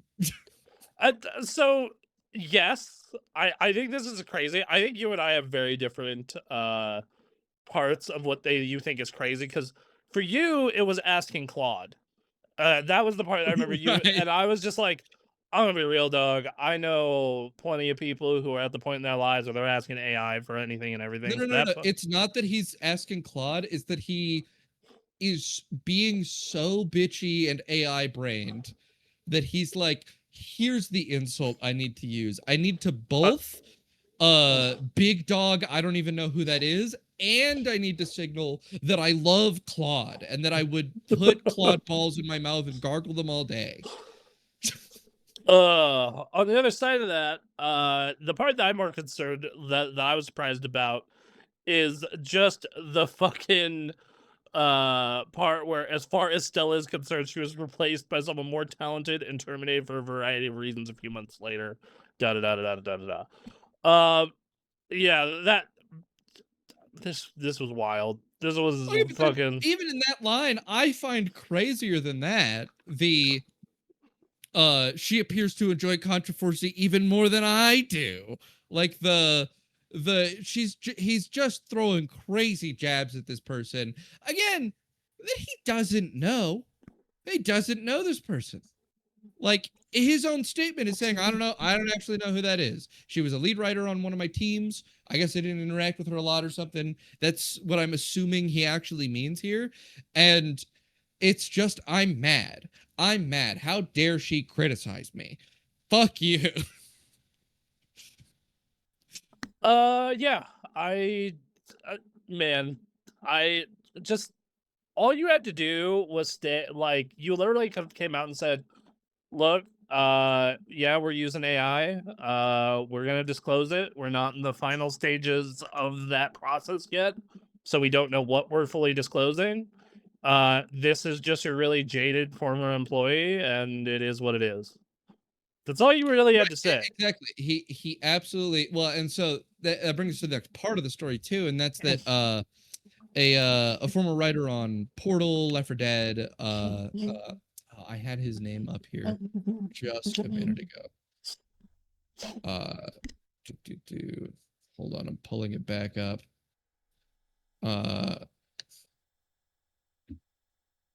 Why is it's not here? Everything I said. A former writer on Portal, Left 4 Dead, and the Half-Life episodes made a 26-minute long video essay about how this is a horrible response. And he goes into just how you should handle these sorts of things. And he implies a lot about the guy. He says Matt Karch clearly probably has a big ego, probably is compensating for something, as he puts it. And then Matt Karch sees this also. It's a 4,000 view YouTube video with very little coverage, and goes, well, some people are saying that I should be threatened, and they're making assumptions about my physical appearance. The I should be threatened is that he, in the 26-minute video essay, says if you see this guy at a convention or at an event, you should make fun of him for acting this way publicly. And he goes, this guy's threatening me. And he has a major blow up at him, and just drags it out even further. PC Gamer has 3 different stories about this being published right now. And it's just this massive labyrinthine complaint after complaint, and him just not able to shut up, and him saying, well, my PR team didn't want me to talk about it, but obviously we were going to disclose it eventually. Sacco, in response, she was like, if his PR team doesn't want him to just talk about it, does that not indicate something about people's views and feelings about people using AI? PR clearly knows that this is like a bad thing to do in the eyes of all of the consumers, and this information was being held into the last second so that they probably just weren't going to disclose it on Steam. That's almost certainly what was going to happen if this didn't come out. See, I don't necessarily think that's true, but I think there's probably plenty of games on Steam right now that just haven't disclosed it, because how are they going to fucking tell? People seeing it with their eyeballs. But there are absolutely applications of AI right now that you can get away. I mean, it's particularly in writing, right? Being like, oh, our writing staff used AI, and they just don't talk about it. It's not hard to conceal. And I think that probably the plan, unless the AI voices are really obvious in the feature that this is for, because all of this is for a feature that is like, I guess you ride share. It's a sandbox mode where you just kind of get a bunch of different ride share conversations. And for those, they were AI generated because they needed like a big bulk of them. At least that's what they're claiming it was limited to. The thing is that Sacco is saying that she was a lead writer replaced by ChatGPT, which more implies that the game is written with AI, like the whole thing. And it's a game about conversations in rideshare. So, like, it's gonna have only that primarily. The thing is, there's like, I've seen AI writing, and I know what it looks like, and I'm curious to see if you will be able to notice and spot it. I know, like that. That's my big question. The current top of the end stuff, if you're using like Fable, right, for writing, it is a lot easier to conceal nowadays. The technology in general it's been getting exponentially more advanced, and it's also not difficult to humanize AI text. It's really easy to do. I hate how, like, the point of all of this automation, mechanical bullshit, yada yada yada yada yada, was like to give people more time for leisure and the arts. Why are we making robots do the Less arts? time for the arts. Just don't you know, like, you can have a robot do my job. Like, have a robot do my job. Right. That's Yeah, the robot do my job. yeah. Like, you can have a robot do your job. I know your job. So you've told me about your job. You could absolutely have a robot do your job. I was actually talking with our solutions architect at my job. He's just like, dude, if they gave me free reign, I could bust this whole fucking department down to like 5 people. I think if a robot did my job, the government would be saving money. Because here's the thing. I think even right now, if you had a robot do my job, right? Mm-hmm. And it can't actually. Like, my job is a robot could do your job thing, but the thing about having a robot do your job is that a robot does your job with a bunch of infrastructure that gets built to make your job robotable, and that infrastructure doesn't exist right now, right? Even if you didn't build the infrastructure and you actually threw a claim, I'm a military move claim adjudicator. If you threw a claim into a robot and said, how much should we pay these people?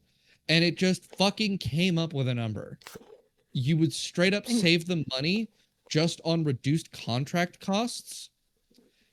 Because service members are doing so much less fraud in general than military contractors are, that I think across every military contractor, you would just end up saving money. I think on my end of things, it would depend upon your department.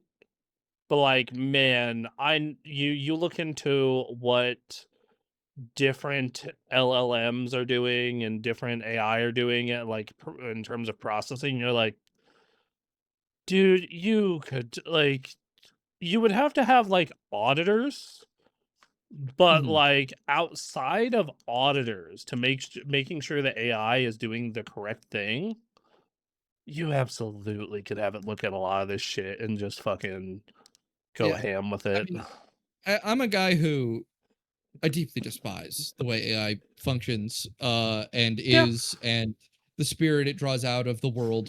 But I as a consequence stay like I try to stay really informed on how it works. Right? Like, I want to understand very strongly the top end of AI and what is it capable of for the extreme power users who are very familiar with the technology? What can they do with AI? And industry can't replicate what power users of AI can do with AI, because industry needs too much repeatability, and they need less expertise for the people they want to give AI to, right? But AI is capable of insane shit right now. If you look at what you can do with OpenClaw, if you can get an unbudgeted, unlimited token instance of OpenClaw operating on a computer with an extensively trained set of plugins, and you've set everything up correctly, it's a wild security vulnerability, but it is unreasonably capable of helping your workflows. It's actually a ridiculously useful technology if you can manage it. It's never going to be economically viable. And it also sucks the soul out of any artistic pursuit that you could ever do while using it. Yes. So that's the part of it. And there's comment in the chat from Iron Nose. There's a certain level of humanity that needs to go into anything, and we switch to AI for everything. The spirit goes out of the culture. I agree with that, especially for artistic endeavors. For Duncan and I's day jobs, they're not inherently artistic in any real way. I think I can't speak for Duncan's job because I don't know the ins and outs of it, but mine requires a certain level of problem solving. But that AI currently can't. Mine does for sure. That in my case, AI can't really do. But like, you could probably consolidate. You can't have the AI do the QA testing for a lot of different reasons. you can maybe have it write test scenarios. You can maybe have it do a bunch of the, you definitely have it do the documentation. You could absolutely have it do our documentation where you have an LLM like watch videos of people doing our processes and just write them. Like that's not crazy by any means. Sorry, go ahead. Oh, I was gonna say, I think my job, as with any job, is mostly about its exceptions. Like, and so, any office job, if you've worked one, you'll know is like really easy until suddenly it isn't. And the hard part of the work is figuring out what to do when you can't do things the way they're supposed to be done. And that's like what takes up the bulk of everything. And AI probably could not do that. But in my situation, if you had an ideal claim, where you have an ideal claim, you know exactly what to do with it. It's all text processable. It's not some PDF with weird handwriting on it that looks like shit, right? An AI could easily just go, okay, this is here, this is here, this is here. It's like this, and then it scans the image that they get sent to the damage, and it's like, yep, that damage does not match what this says, so they get paid. Let me Google how much this thing is, and AI can do all of those tasks individually. It's totally capable of that.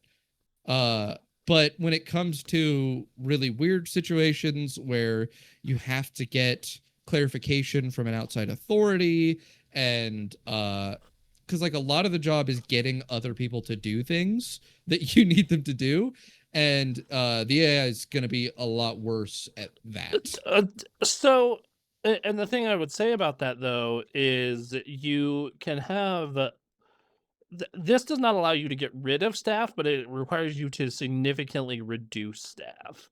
Like I think about how much of an analyst job is writing procedure. And I'm like, you could pawn all of that off and immediately kill one full BPA job right there. Right. Well, and in the chat, Iron Rose says, problem is AI can't really give its opinion. When y'all live stream and tell your opinion on movies, games, news, AI takes what others says and combines it to form a statement. And that's absolutely true, right? Yeah. I say often the thing about AI is that it can't make art because the suffering is the art. Yes. When you make an artistic piece, which is ironic given what we've been saying about crunch culture, but the suffering of the artist, the work that they've done in their life, the sacrifice that's made, that's why the Rockstar games are so good. They all suffered a bunch. They've got so much suffering.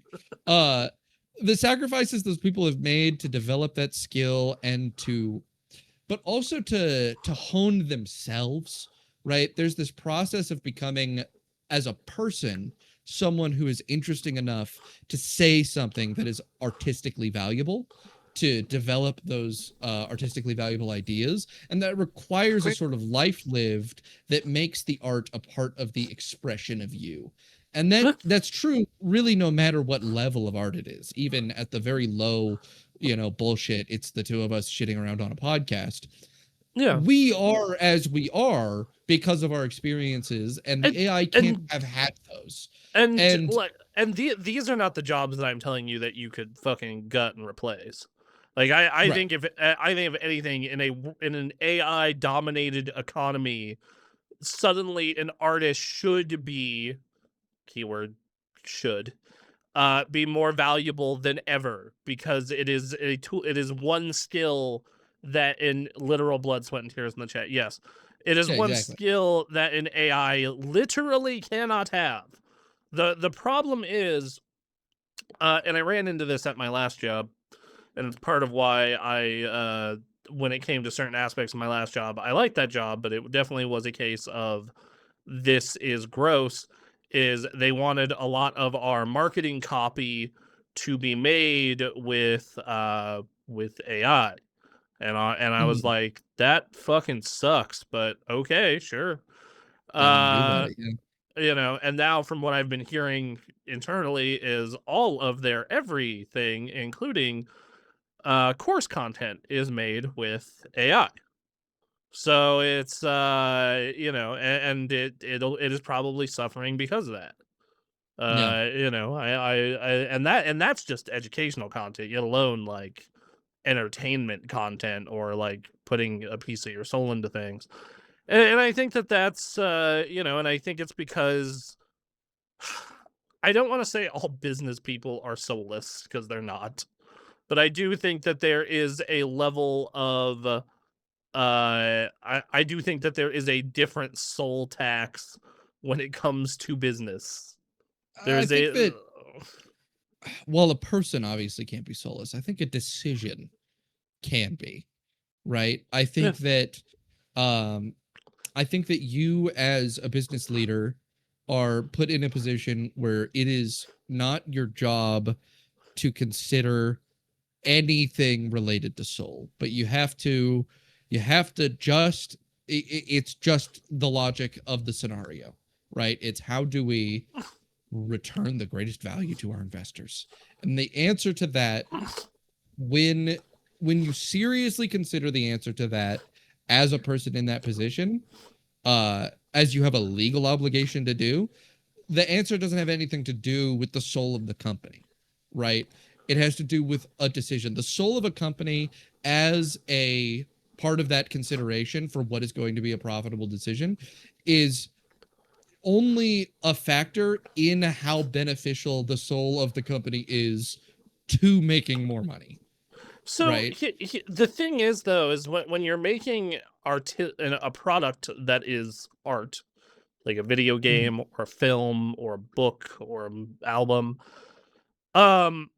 soul is your product, and you know right. this is something that I feel is being just absolutely murdered by MBAs and business people as a fucking whole. You're an MBA and you come in and soul is your product, right? You're making the art, soul's your product, but also it is just a product, and you're coming in with the rules of products, and well, we've been we've been acquired by the Saudis. They've given us 18 billion in debt. Our servicing our servicing is 1.8 billion. Pat was saying this earlier. And we need to save $800 million no matter what we do. It doesn't matter how much soul there is in it. We have to save $800 million, because if we don't, we're not going to exist. And so whatever decision saves money is the decision that it's made. So now we need to make what we currently make for less. And we do for less first, and then we make it. The problem there, though, is anything that you cut in regards to that, unless you're very creative or are actually bloated, which sometimes you are. I'm not gonna say you're not. Unless you're actually incredibly bloated, or your product will suffer, and at the end, and people don't want shit products, unless as the sports game, as someone who likes the NFL and NFL video games. Hey, we're the only game in town. Fuck you. Regardless, that's the reason the decision has been so many times by companies like EA.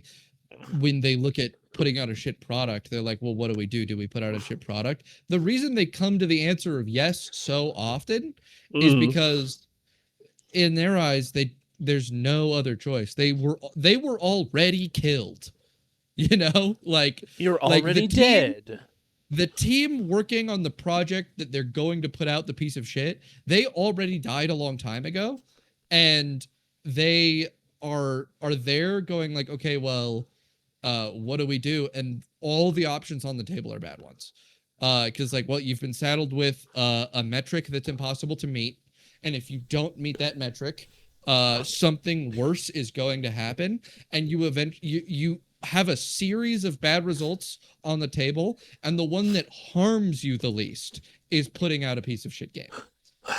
And my stance to that is, it is on your leadership team to say, this is a fucking terrible long-term decision. We need to just eat the cost here, figure it out. And I know that is a hard, shitty kind of thing to say. But even for the leadership, sometimes they just actually what are you supposed to do as EA right now? What are you? I mean, you're the leadership, and you're given $1.8 billion of servicing cost a year and you make 1.5 billion in revenue, there is no scenario. There's no efficiency. Yeah, there's no anything you can do. Your shareholders should have said, "Go fuck yourself. We're not taking this deal." But they wanted to get. They wanted to get rid of their shares. They went, you've risen to the point that we are sufficient. I don't care about video games. I care about my portfolio staying up, and selling it to the Saudis and saddling you with that much debt is the correct decision in that regard. Absolutely, in that instance. And at that point, it's just like, all right, cool. Well, it's dead. It is dead. Don't even bother trying. Call it a day. GG, we done. Get out of here. And that is what the shareholder is literally. That's what they're saying to themselves. They went, okay, well, I don't care about the company. I'm out. I got mine. Bye. And it's dead in their eyes. And then the Saudis delude themselves into believing that owning the dead company is going to be worth it, not monetarily, but culturally. And it's not, because it's EA, and they unless they. I mean, if the Saudis are really willing to lose money, which, hey, and they are, but if they're willing to set some money on fire, then what you honestly could turn EA into very easily, with all the shit they own and all the talent they could acquire. You could very easily turn EA into a fucking giga powerhouse publisher, but that's something they're never gonna do. It's EA is going to completely crash and burn over the next 4 years, and it's going to be okay, we've crashed and burned, and now there is a company that exists that has a ton of ridiculously valuable IP, right? Yeah, biggest example is sport games and Call of Duty, absolutely, right? It's gonna crash and burn, everything's going to get worse, and then they're just going to be holding a bunch of valuable IP, and they're probably just going to be like, all right, other company that's asking to use our IP that we own, here you go. And then they're just going to make a bunch of deals like that, and they're going to just be an IP holder, basically. And I think that's what is eventually going to happen to Microsoft, by the way. That is I'm looking at Microsoft and that fucking terrible Halo remake I played, and Gears seems great. I hope it turns out great, but the rest of their recent IP, biggest example is sports games and Call of Duty. Call of Duty is a weird one because it does feel like there are people on that team who really give a shit. So that's why 1 in every 3 Call of Duties you get an amazing video game. It's really weird. I honestly think that that's a case of good management. I think that there is a good leadership team somewhere on the Call of Duty staff that has basically gone similar to what Destiny did with the, all right, you guys can charge up. All right, shit out two horrible games for us, and then we're gonna work on this good game. While we do that, we're gonna work on it, and then we'll release a good game. We've built up. We ate our vegetables, and that was releasing the bad games that higher up leadership is requiring of us to meet our metrics. And then you can release your cool game. Modern Warfare 3, piece of shit. Black Ops 7, piece of shit. But Black Ops 6, baby, that game was real good. And that's what you get when you get leadership in an impossible position where they are given just a series of bad options, and they go, okay, what's the best I can fucking eke out with this? And the best you can eke out when in such a bad situation as being owned by a company that is in unreasonable amounts of debt and that needs to make more money than God every year is you can lose money hard, and then lower the expectation for what you're doing, and then finally beat expectations, right? You're managing the expectations of your leadership by purposely failing to actually put something out and reset the clock on when they're gonna obliterate you, which they have been waiting to do this whole time.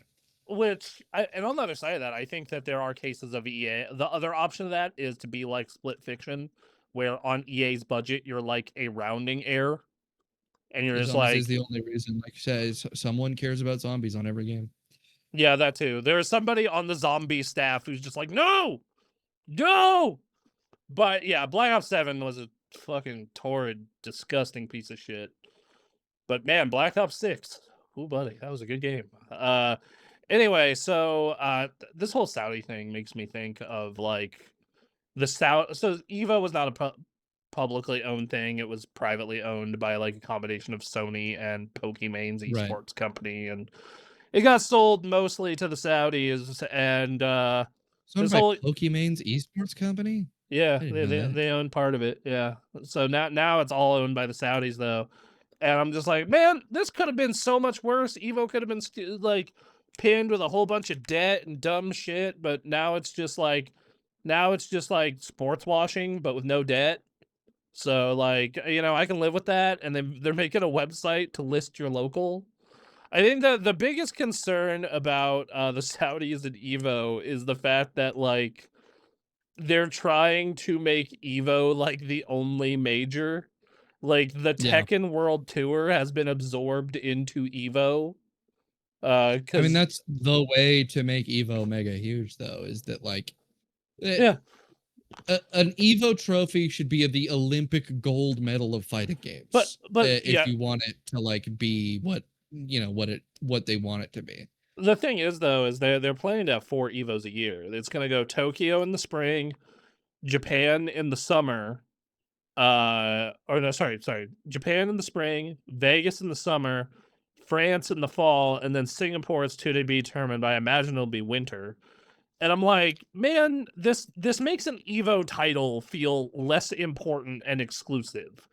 Like, okay, like Evo Japan made sense because it was like, well, I mean, that's kind of like the birthplace of fucking fighting games. You gotta do Evo Japan. Well, and also there's always a bunch of people from Japan that want to participate in Evo, but like can't because it's over here. Yeah, and that was fine. Like France, it's like, okay, you get one on each part of the world, fine. Singapore, I'm like, that's not even that far from Japan. That's not even that far. I get it still. It's expensive and hard to travel to Japan for a lot of Southeast Asia. Fair. And Singapore is really accessible for a ton of the region. I think a lot more Chinese players will be willing to go to Singapore than they will be willing to go to Japan, for example. And they're doing regional checkpoints where it's like, okay, we have, Southeast Asia, right? And that's our Singapore. We have Europe, which is our France. We have the Crowned King North America Evo, which is the one that currently everybody is big the one that about. matters most. Yeah, and then we have Evo Japan, which matters off the back of how much higher a population of fighting game players Japan has, but it's going to be 90% Japanese players at Evo Japan. And it's not drawing in an international crowd like the other two are intended to. Well, and I also am a little more accepting of the international ones because a lot of the biggest majors are in the U.S. Because Evo was U.S., Combo Breakers U.S., CEO is this weekend, and it is U.S. It's in Orlando. Frosty Faustings is in U.S. Red Bull Kumite makes its way to the U.S. It rotates around the globe.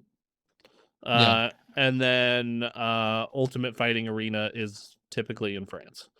So I think the result of the Evo thing is going to be that, you're kind of crowning regional kings of like, this is the greatest fighting game player in Europe for this game. This is the best Marvel Tokon guy in Europe, right? I don't know. The thing is, you might just have the goats traveling a lot. That's what's happening. That's what's happening is you're just having guys who are really good at traveling. Sonic Fox has to get on planes way more often now. Yes, he is. By the way, he's currently at CEO in the top 4 for Marvel Tokon at this exact moment. Who would have guessed? Yeah, his Green Goblin, real nasty. So, anyway, speaking of fighting games, the Invincible versus such a long episode. This is probably going to be our longest episode since the middle of last year. Invincible versus developer reportedly laid off like something of 75% of its staff. The Walking Dead and Invincible producer Skybound Entertainment launched Quarter Up in 2025 as Skybound's first in-house studio. Quarter Up's debut game would be a 3v3 fighting title, Invincible Versus. The game launched mixed reviews in April 2024, but it did hit 1 million total players. Just a few months after release, video games has identified over 10 LinkedIn posts of former Quarter Up employees announcing they had been laid off or now open to work. One of the posts, so long story short, is they have laid off 35 people of a 50-person team. That's pretty rough. And they assume that Invincible Versus didn't perform up to what Quarter Up expected, and unfortunately didn't have the budget to keep people around. The layoffs were definitely all over, according to one source. I think the only people remaining are the skeleton crew to support the game through the first wave of DLC, which that does seem like the case. And that game is fine. I think it just came out at a really unfortunate time. Because I think it is a good fighting game, but it kind of looks like shit. That's like visually, it looks very old. Yeah, it does. But that's not like the end of the world. And I think we've talked before. Also, I just don't think the IP is strong enough to be one of the big ones. I don't think the IP. I don't think the IP is strong enough, but I also don't think that if it would have came out middle of last year, it would have had some chance to gain traction. This shit came out literally right after 2XKO, and it is the same kind of game. And 2XKO, if I'm being quite honest, is a better game, like both gameplay and visually.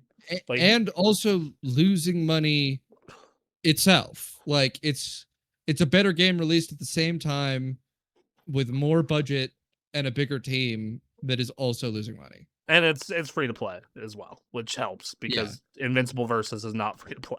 It's $50. And I think that, and then Marvel Tokon coming out 2 months later, just like and Avatar. So you got 2XKO behind you, you have Avatar and Marvel in front of you. You're just sitting there like you're fucked. You're fucked. You would have had to make an absolutely, because the FGC will go to games that are a little threadbare. And it'll pick up steam over time. Like Avatar has 1,400 people playing it still, and it's still very beloved. Invincible Versus, however, last I checked, I'll double check right now.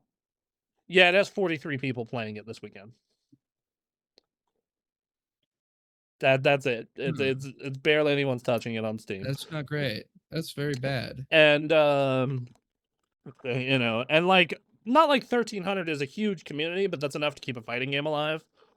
And then Marvel Tokon, for comparison, though, is 7,173. So it's kind of and it sucks because I think the core gameplay of Invincible Versus is a lot of fun. I also think Skybound's not a huge company, I believe. No, they did buy the rights to The Walking Dead. They didn't have to buy it. Robert Kirkman owns it. I mean the game, The Walking Dead, the game.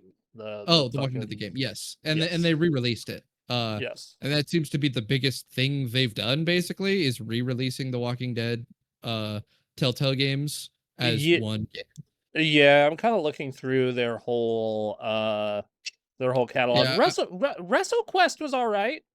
WrestleQuest was all right. That was a good one. It's just, none of these were so wacky successful that people know about them, right? Like Goodnight Universe, Close to the Distance, Skur Ritual, Invincible Presents Adam Eve, WrestleQuest, Renfield, Glitchbuster, The Big Con, and Before Your Eyes. Those are really the only Oh, and Thief of Thieves. Those are the games they've made that aren't The Walking Dead or Invincible. WrestleQuest is the only real notable game on there besides Invincible Versus. And I think Invincible Versus was their big shot at doing something really interesting. And actually, Skur Ritual has a lot of reviews on Steam. More than Invincible Versus. Before Your Eyes also. 15,000 reviews. Oh, yeah. If Before Your Eyes has more than anything they've put out except just The Walking Dead. I think the thing for me about Invincible Versus is just like, I remember seeing the games for the Evo list, right? Like I remember seeing the Evo list for 2026, and I was just like, out of which one of these I would want to watch, Invincible Versus would be second to last. Rivals of Aether is the bottom. I don't care about your Smash clone, whatever. And then like it'd be Invincible Versus. I'd rather watch Street Fighter. I'd rather watch Guilty Gear. I'd rather watch 2SKO. I'd rather watch Darkstalkers. Like, yeah. Comment in the chat. Invincible is a small community, though. Honestly, I think the only reason people watched the show originally is because it was like The Boys, which was a small known comic as well originally. I agree. I think this whole game is just because Robert Kirkman really wants it to exist. Yeah, and I do like the Invincible show. I do like. Yeah, but Robert Kirkman made Invincible. He wants an Invincible fighting game to exist for his franchise. It makes sense. I think it probably made nowhere near as much money as they want. I think probably Skybound Games doesn't make very much money, and so they had to cut basically everything because the game already exists. So he doesn't really need a fighting game developer anymore. I'm looking ahead to what is on their DLC list, and I'm just like they have 2 DLC characters out. I have not gone back since the DLC has been out. I should probably check those out at some point. Yeah, I don't know. I think the real bummer here, and Microsoft maybe get on this. You should talk to these people about a Killer Instinct 2 and Iron Galaxy, because like a lot of these people are ex-Killer Instinct people. Iron Galaxy needs to rehire these people, and then Microsoft needs to get on their ass and never happened. That would be a good decision. Yeah, Microsoft doesn't make good decisions. You're right. Sorry, I got confused. Speaking of Microsoft not making good decisions. Oh boy. All right, go on. One Mr. Marcus Letho, the art director for Combat Evolved, the original Halo game, made comments on the art direction of the recent Halo remake. And he said, quote, "Out of scale, no mystery, damn ugly." I agree. He is not a fan. This is one of those stories that we get, which is actually literally just 2 tweets. So here, let me pull up the screenshot for you comparing them. There you go. So he says, while Forerunner tech was metal, not stone, it was also ancient, vast, alive, and tomb to the horrors that lurked within. It had seen hundreds of millennia of conflict, yet the game shows it as shiny metal that looks like it was built just a few years ago. And he has, a picture of the original Halo ring alongside the new ring. And man, he is so fucking right. That new ring looks so much fucking worse. I think an important part about the ring is that it's this flat thing with these small details like all over it that look like it is an incomparably vast structure of many like micro things. It's the sort of chaotic detail that comes from looking at a city from space, where like every single thing there was built with micro intentionality to the thing that it does, and yet is part of a massive, mega large whole. And then the other Halo ring is a big ring with fucking things on it. Like, it looks like there's nothing going on the small scale of that ring, and that it's mostly giant fucking girders. And that is stupid. Comment, was the Halo reboot of the reboot not good? And it was okay, is what I would say. It is. It is good in the sense that it is Halo 1 again, which is one of the greatest games of all time. But it is not good in the sense that, in my opinion, it is the worst way you could play Halo 1. And it is pretty much like you're better off playing the Master Chief Collection or the original if you have access.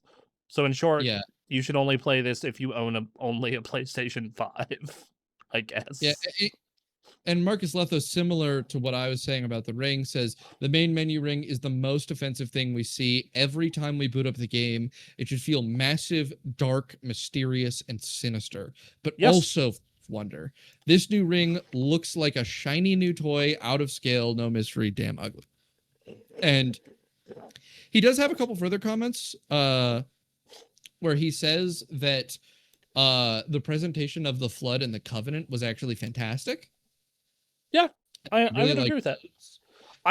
Dude, they nail the Flood in that game. I can shit on a lot of things about that remake. The Flood, they fucking nail it. I think the Flood is the part of Halo that benefits the most from having high fidelity. Yes. I think the fleshy grossness is way easier to display than you possibly could have in original Halo 1. Yes. With the amount of detail that it can get now. And so it makes sense to me that does better.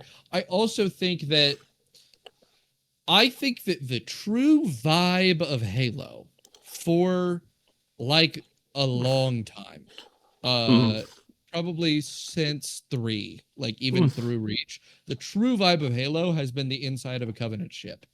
And that if you had a company that could not nail the feeling of the inside of Covenant ship working on Halo, they don't know what Halo is, and you've just got a series of strangers. I don't make that game. I don't necessarily agree with that. I actually think it's more the form and architecture, and that is actually in the review I did 2 weeks ago. That was kind of my big issue. Is the or one of my big issues, as I said in the review, the change in art direction, especially earlier levels, completely kills the mood and atmosphere the original game had. This feels like generic sci-fi. Yeah. The earlier levels of the original feel like this fucking brooding, tense, like it is technology, but it is ancient. It is this mystery. I think the vibe you have to nail to make a Halo game look good is the Forerunner technology. I agree. I just think that they have gotten so familiar with the look of the inside of a Covenant ship that like that is something to be so familiar with to be able to make any Halo game. And I think that stuff in the remake does look great. Truth and Reconciliation looks good. I think that the prequel levels they made are not very good, but it is inside a Covenant ship and it does look good. In terms of the way it looks, it's just they're not fun. You are literally shooting grunts in a hallway. So yeah, I added to the list of things that they fucked up in this remake, and it doesn't necessarily surprise me that that this particular thing didn't turn out great. Apparently, it was entirely mismanaged because of the fact that there was a multiplayer that got cut. And then also, when you go and check the credits for the game, I counted 5 different contractor studios. Yeah. They have a tendency to have a contractor work on it for like 2 years or 1 year. And then they go, all right, put up bids. Who can do it cheaper than they did? And then they take the next people and then they go, okay, who can do it cheaper than them though the next year? And they just keep looking for the cheapest guy, the next cheapest guy. So on the subject of remakes, Uncharted designer says he doesn't want to remake or remaster because it doesn't make any sense. The former Naughty developer wants to see a new game set during Drake's past. In an interview with FRVR, Benson Russell, who was at Naughty Dog for nearly a decade and worked as game designer on Uncharted 1 through 3 and The Last of Us, asked whether or not he'd like to see a remake or a remaster. He said no.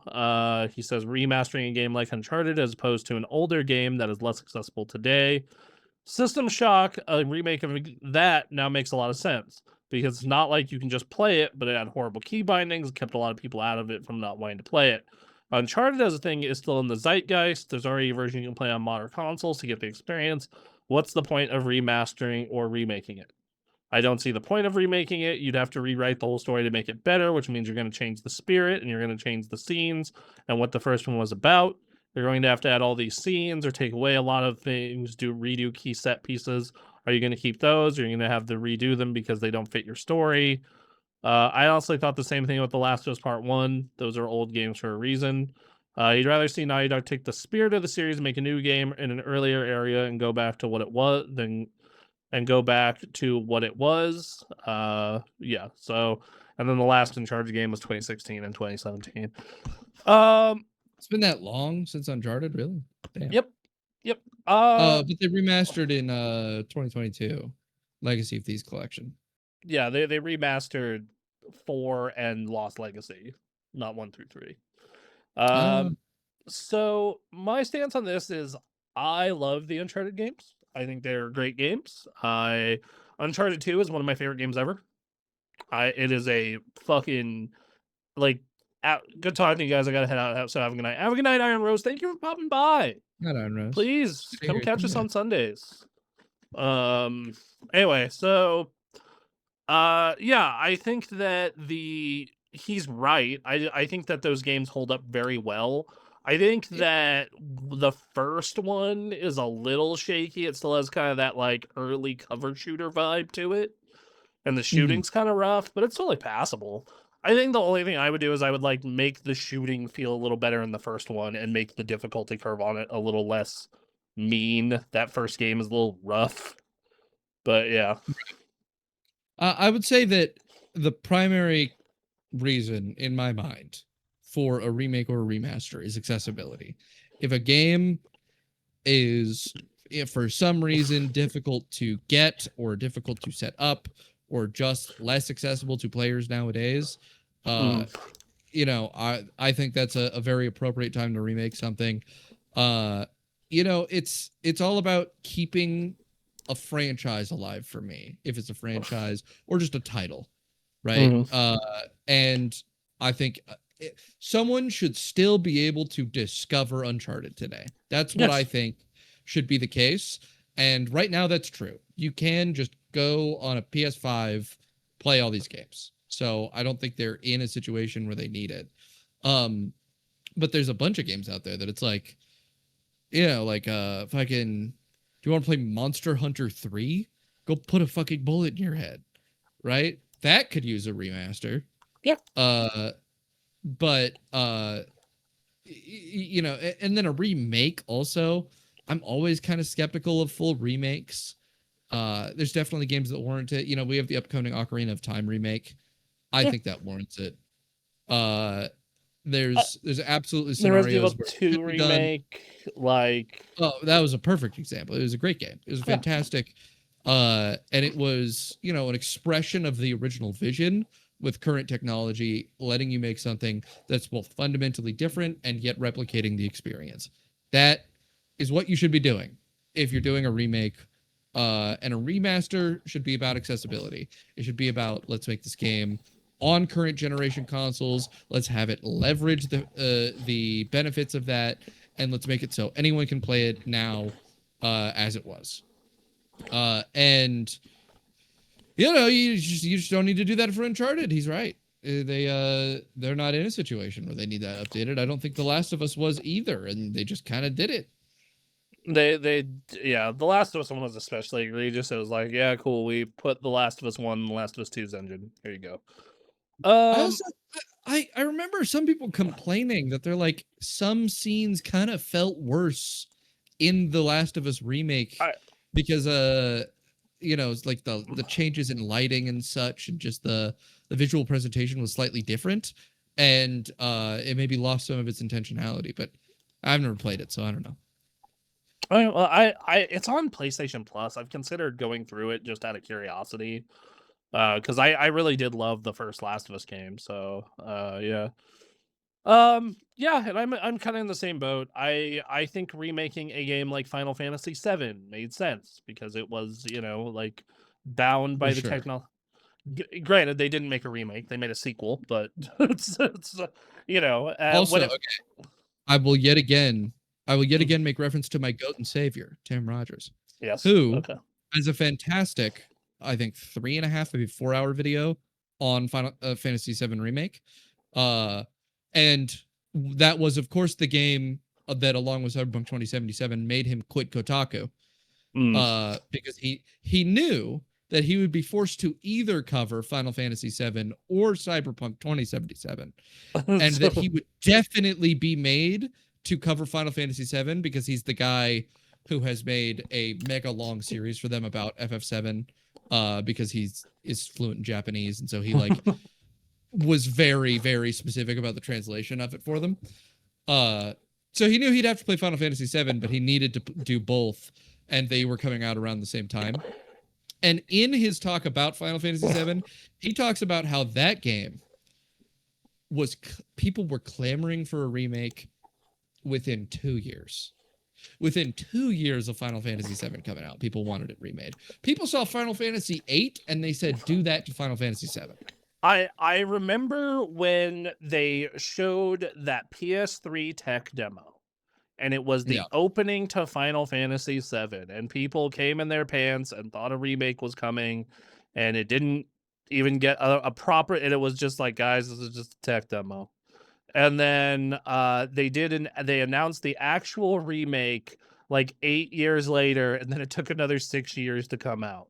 But I do think that is a game that benefits more than almost any other game in the Final Fantasy series from the tech improvement, because the big thing that made Final Fantasy VII a massive mega giga fucking hit is the fact that, look at how fucking amazing this looks, look at these cinematics, look at these fucking limit breaks, look at these summons, holy fuck, this is the best looking video game ever made at the time.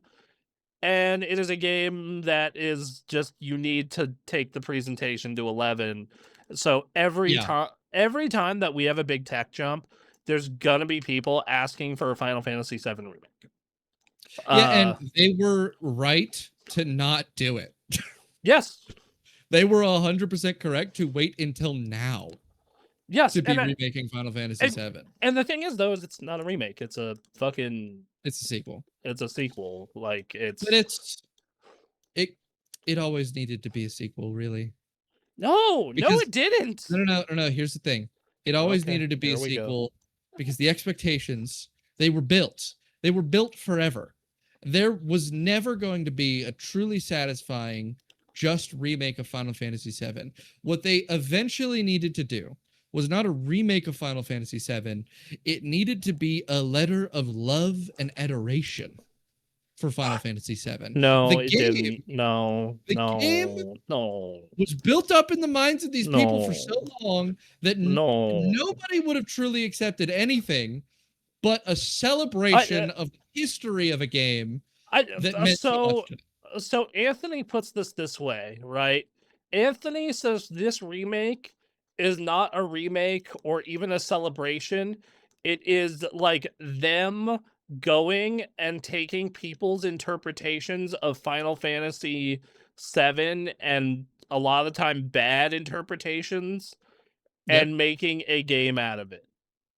Is what it is. Thing is that I think that is still a tribute to the history of that game, because it's not about the original Final Fantasy VII. It's about all the people who have been asking them for a remake for 30 years almost. It's about those people's expectations. It's about putting every single thing they could have asked for in there. That is what they wanted to do. They really pissed off a lot of people with that ending of Rebirth, though. Holy fuck. I heard a lot of people were annoyed about that. I heard there was like I still haven't played them yet. I've still got them installed and haven't finished it. You can play them. They're good. I would say play the original first, but that's your prerogative. I've played up to the last disc of the original. Man, if we had time to do Let's Plays, Final Fantasy VII would be like first on my list. Yeah, I just again, I'm a big 100%ing power gamer guy. And no, stop it. Get some help. I was getting 99 of every single item at every single earliest available point that you could possibly get it. I'm going to get. I need to get one of those fucking like mixers that allows me to macro buttons. So I can just like have the Michael Jordan meme of stop it. Get some help. It's just a feature of Discord Nitro. I'm not paying a subscription for it when I can buy a piece of hardware that I only pay once for. I am a big keep subscriptions the fuck out of my life point of my life. So I'm willing to pay like $100 for a piece of hardware so I don't have to pay for Nitro. I'm a big get the subscription on a whim and forget about it guy, and that's why I have Discord Nitro. That is how I became buy a one-time purchase guy. And Discord was probably the thing that did that the most to me, because I got a trial of Discord Nitro through fucking Xbox, and then they renewed the trial and I got extended it, and then I forgot I was paying for it for a fucking year, and every month I would say, God damn it! I forgot to cancel Discord again. And then I would go about my day and then forget to cancel it again. And this happened for like a year. So I'm just so done with this shit. Like right now I have LinkedIn Premium, right? Because like it makes searching and messaging and doing shit easier in regards to that. And I'm just like, I know that the second I want to be done with it, I'm going to forget about it for like 3 months. Yep. Exactly. Person. But the thing about the FF7 remake, okay, is that I think that you would have had a clamoring of upset people in almost every scenario, except the one where you took a magnifying glass and you zoomed in on Final Fantasy VII until every single thing anyone could have thought would have been there is there. And I believe that's what those games are. No, they're not. But go ahead. Everything seems to be expanded to just be a much larger version of what it originally was. It seems to be stretched out like a big piece of silly putty. It's more like we took a bunch of creative liberties with this thing while also stretching it out entirely needlessly and adding sections that didn't exist and changing large swaths of the story. But the changes we made make it so you fight Sephiroth sooner, and that's cool, right? I believe that's exactly what I'm talking about. Okay. Is that because in particular, it's a low resolution image, the original Final Fantasy VII. It's a low resolution image, literally in that it's low resolution, and in that the details that people have imagined inside of it literally don't exist. Right? Yes. And for decades, people have been imagining a richer world than is actually there, because I've definitely played enough of that game to know that it is like super fucking sparse. Yeah. It feels like a post-apocalypse, and it isn't. And the thing is, though, is like you go and play Rebirth, and it still does, because it's just fucking fields, dog. Right, and so what they caves is they zoomed in on that image. They zoomed in way on the image of Final Fantasy VII, and they went, okay, whatever everyone thought was here, whatever everyone made up and imagined the true Final Fantasy VII was like, let's just fucking dump it in there. And so it's like a series of fan fiction fantasies fulfilled and made canon by making every single thing that people fixated on a much bigger spectacle than it originally was. Okay, so no. This is some revisionist history nonsense. I'm not stating that as explicitly as positive, but I think that's what they're doing, and I think it's what they needed to do to satisfy the people that have been asking for a remake for like 20, 30 years. I think that there is a subset of Final Fantasy VII fans who think that it's like all Cloud and Sephiroth being fighting and being really gay, and it's those people.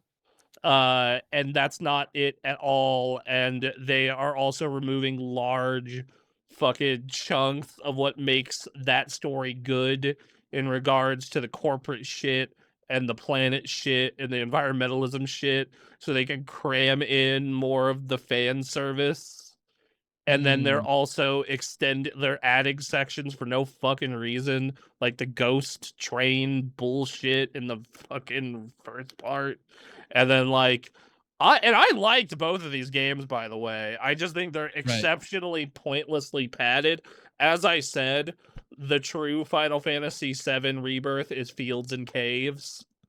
Because boy howdy, let me tell you, that open world is fields and caves, and later in the game a jungle. And it's just like I just and they do nail one part of Final Fantasy VII, and it's fucking mini games. Yeah. Also, to be fair, this opinion of mine that it is like a mega zoom in on things is mostly birthed of what I have spoken to other people about on the second game. Okay.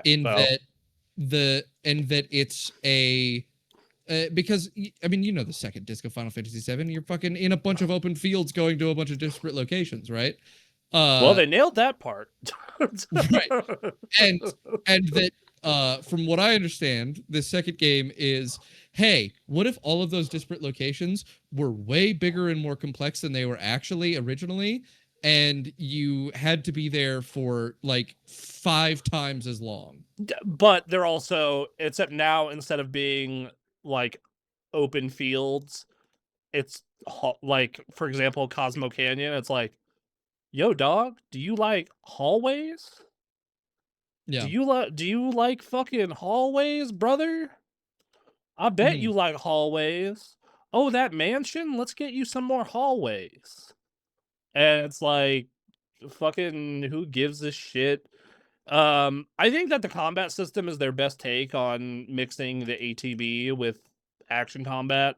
I still don't think it's as good as just fucking playing an action game or a turn-based game, but they seem real committed to this stupidity, so is what it is.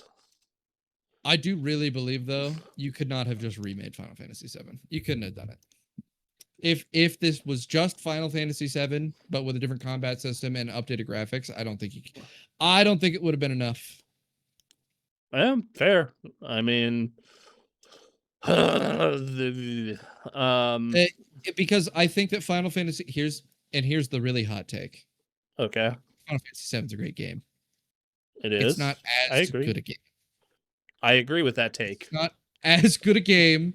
I agree. And it is hot as both of us say that. It is not anywhere near as good a game as the people who love Final Fantasy VII say it is. Also true. Facts. In particular, all facts. Because of the person you mentioned earlier who remembers Final Fantasy VII as fucking Cloud and Sephiroth fucking figuring each other and going, oh, we hate and we love, right? Those people remember a game that it wasn't. And yes. And to satisfy the many people who believe that, because that's not a small amount of people. No, it's not. You are correct. It is a very large part of that fan base. They needed to not make a remake because they needed a reason to let those people have Sephiroth get fought in the first game.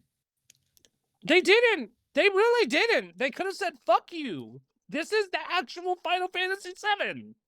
Hey, listen. They could have said fuck you, and they could have let them come in with the pitchforks and the fire and let them kill them in the streets. That's what would have happened. Also, I'm gonna be real with you. Final Fantasy VII is maybe the 6th best Final Fantasy. It's not as good as 10. It's not as good as 6. It's not as good as 9. This one's gonna be burning hot. It's not as good as 16. So I would say it's the 5th best Final Fantasy game. Okay, the 5th.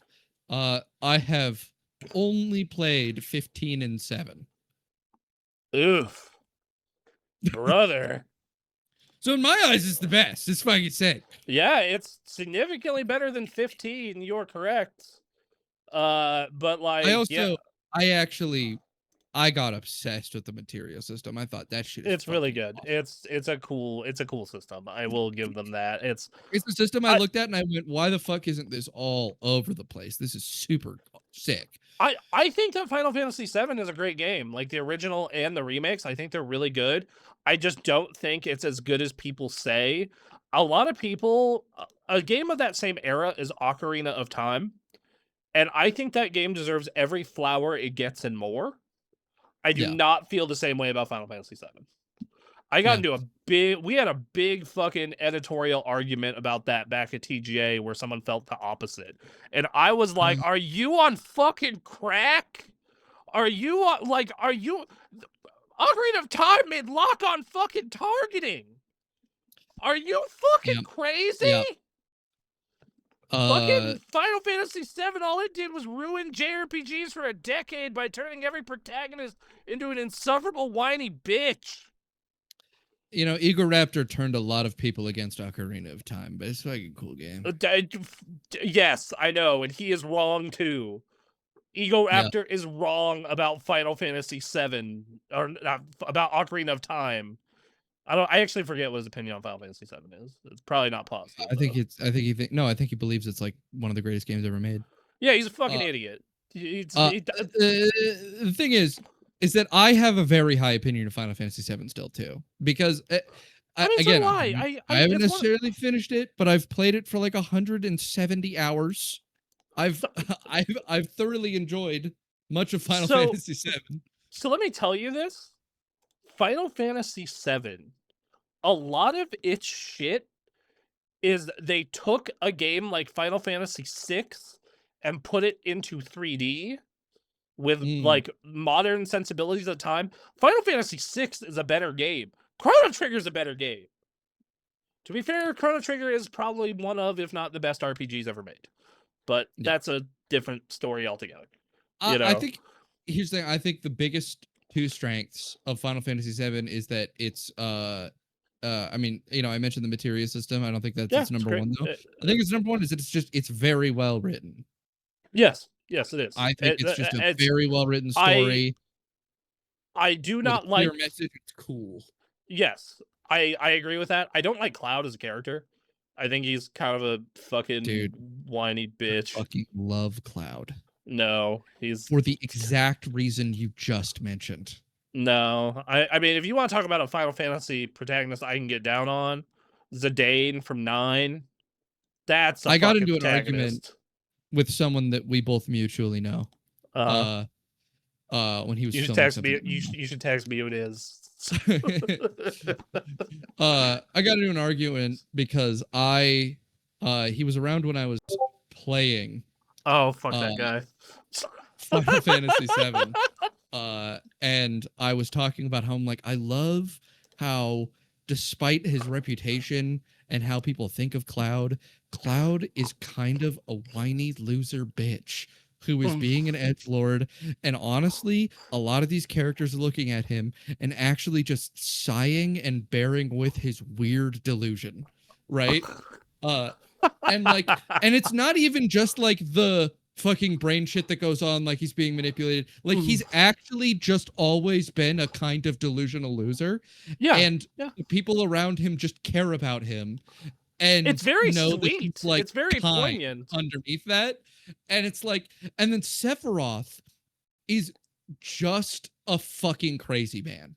He's just a crazy man. He's not like this like Machiavellian, like he's this threat, but he's actually like a psychotic child given a gun who really cannot regulate himself. Yeah. And he's going around without a plan, without a real idea of what's going on at all, and just making assumptions of the worst shit he possibly can and being like, no, I have a good reason to attack strangers.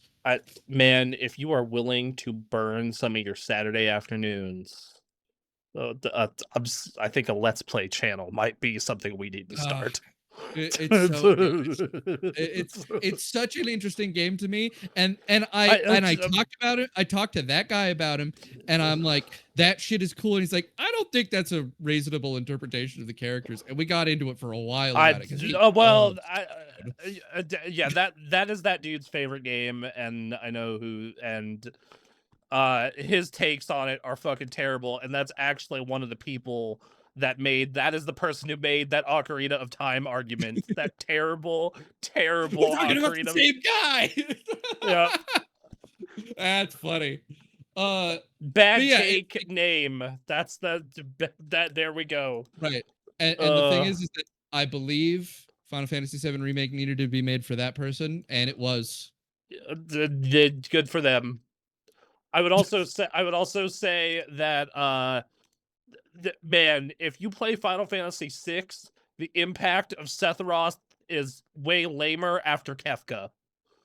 Oh my god. I've heard good things about Kefka. I've heard he's an all-timer. He is. He's yes. Anyway, let's get on the topic of remaking JRPGs. Persona.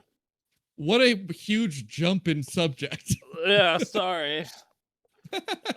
Persona 4 Revival Produced says remakes of 1 and 2 are something we should definitely do once we're done with Persona 4 Revival. I agree. I totally agree. I think Persona 1 and 2 are the perfect cases for games that need to be remade right now. Yes. Because realistically, Persona starts at 3. Yep. Like the current state for of most things, people, yeah. Starts at 3, because I am not going to do that fucking first-person dungeon crawler bullshit with characters I can't control. That sounds awful. I believe they remade Persona 1 on the PSP, and it's isometric, if I recall. Yes. It was pretty solid. It was. I remember it being pretty good. I played it. It was not like the best game in the world, but I think if you're going to make that game, you need to add the modern touches of social links and modern dungeon crawling and that kind of thing. I have heard. Oh god, damn it! That 1 and 2 are bad games. Okay, those people are on fucking drugs. Persona 2 is awesome. In particular, I have heard they're bad games and like really interesting. Persona 1's a bad game. Persona 2 is not. But also, I only got to play half of Persona 2 because they only released half of it in the United States. So, also, sorry, I forgot something with Final Fantasy VII. Crisis Core is better than Final Fantasy VII. All right, there we go. Moving on. All right, but I keep talking about it again, but it's better. Yeah. Yes. So moving on. Oh god. But yeah, I think they should remake. I've been playing that remake of 3. It's 100% agree. It's incredible. Particularly because Persona 3 and Persona 4, what they get out of a remake is they just fucking look way better. Yeah. That's really all they get. They look way better. They have a couple modern features that are nice. The improvements to dungeons is significant. And that's the big thing, I think. Is the improvements. And so the game was a much more enjoyable experience with the remakes. It's just that they're not like fundamentally different, right? Like they are still themselves, and that's good. You want that from a remake, right? They're more available. They're still fundamentally themselves. Both those games needed that. Persona 1 and 2 are inaccessible in a way that is like hard to compare because they are fundamentally different. They are, man. So I had to capture a bunch of footage for that Video Games Are Cheaper Than Ever video I did. And one of the games I use is Persona. And I played some Persona 2 and Persona 1 to get footage. And I was like, Jesus fucking Christ. Oh my god, this is so wow. You would not believe this is the same franchise even. So yeah, I think that's a good idea. More remake talk as well. Simpsons creator Matt Groening seemingly accidentally confirms the Simpsons Hit and Run is coming back at D23. So great. This was so great because like they get a question like, hey, what do you guys think about a Simpsons Hit and Run 2? And Matt Groening is like, oh yeah, that'd be a treat. Yeah, no, I love the Simpsons Hit and Run. I mean, I don't know if I'm speaking out of turn, but I mean, I think the original's coming back in some form. And then the fucking other guy moderating just says, or not. And he's just clear. He wasn't supposed to say that at all. Let me tell you, I did not ever buy that game, but I must have rented it like 30 times on the GameCube over the course of owning a GameCube, and yeah, it's a good game. You should play some Sin Run. Maybe you should. Yeah. You should wait until it's. He goes into how he's like, yeah, when we first made Simpsons Road Rage before it, everyone was like, you can't call it that. That's so horrible. And then they did, and nobody cared. And then he's like, and then we called it Hit and Run after that. And because we already went through it before, nobody cared. And then, you know, Crazy Taxi came at us, and they said, you can't rip us off. And then we paid them. Yeah, I think that it's a. I think that's great. I'm looking forward to whenever they put out the remake or remaster and whatever platform it's on. I'll check it out. I like that game. I think I have it on my PS2 emulator actually. Oh. Yeah, hold on. Let me pull up my emulator. One sec. Simpsons Hit and Run. Isn't it available on like Steam? No. No? I don't even think you ever got a PC release, I'm pretty sure. I'm not sure. Really? Anyway, speaking of games getting remade, that are actually, from my understanding, pretty good. Lord of the Rings War in the North got remade earlier this week, actually. And this was a game that got entirely overlooked as an action RPG because it released 15 days before Skyrim. And well, you know, we were talking about the show. It's just such an absurd period of time to be released during. And originally my thought here was like, fucking, why would you ever choose to release? Like, it reminds me of like Horizon releasing near Elden Ring, or Horizon releasing near Breath of the Wild. Yeah, or Horizon, like both times. It's like, why did you think that was a good fucking idea? But then I thought, I'm like, well, I guess I wasn't really thinking about it at the time. I was a child. God, I think I would have literally been 14. How old are you? 28? 28, yeah. It's 2012. So I am 7 years older than you. So you would have been... You'd have been 21. Would have been 20. Yeah, so you would have been 14. So yeah. Yep. So, you know, my original thought is, why would you ever choose to release around Skyrim? It's such like a fucking world-shaking game. But really, you could only tell if that's going to be the case if Oblivion is a super world-shaking game. But it was. Like, Oblivion was a wild success. And I think that people don't remember like how much of a success Oblivion was because of how big Skyrim became. Because Oblivion was a weird fucking idea, as was Morrowind on the original Xbox, of we're gonna port this game that really only normally would be on a computer. Like a fucking Western RPG with all this choice on a console. What the fuck? And because it came out very early in the 360's life, people gave it a shot and they went nuts for it. So much so that Skyrim was not a game that became popular on a slow burn. I remember it launched really huge. Yeah, like there were and part of that was because of Fallout 3 as well. Because like Oblivion did really well, and because of that translated into people really loving the studio and giving Fallout 3 a big chance. So it created a lot of buzz for Skyrim. Skyrim was so fucking huge in Reno, which this is not like a huge big city that would normally support this kind of thing. It had 2 launches. It had your normal midnight launch, which was crowded as shit. And then the next morning, it had another launch that Anthony and I went to, and there was like a line pouring out of the GameStop. I'll also say, while it's not actually made by Bethesda, New Vegas was also out. Yeah, it was popular. It wasn't as popular. That was a slow burn, actually. A lot of people shit talked that game at release with kind of good reason. But I think that well, no, if I recall, actually, it had mixed critical reception because of the bugginess. Yeah, yes. And even consumer sentiment was the same way. I remember my friend Mark was like, being like, yeah, this is kind of worse. It's really broken. But it let them put something out with an incredible narrative, right? Yep. Even though it wasn't them, but it was people still are associating New Vegas kind of with Bethesda, even though it's not made by them. Yes, they are. So, definitely a lot of the credit went to Bethesda. So, yeah, so I have gameplay footage of War on the North on screen. What it is a and I'm not gonna lie, seeing the footage kind of makes me want to play it with people.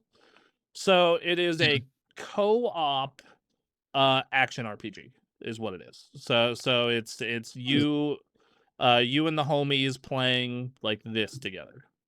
You can see it's not level based, right? Is it open world?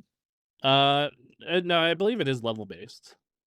From what I can tell. From what I can tell, at least. Oh no, we should look to see how much this costs, and if it's not like a full price thing, maybe we should check it out.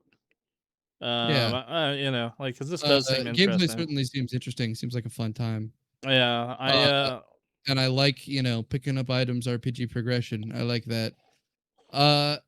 Yeah, what, and then what was the other game that came out right after or at the same time as it? Like the same Modern week? Warfare 3. Modern Warfare 3. Yeah, they should have that coming at least. Modern Warfare 3 and Skyrim, along with the Metal Gear collection.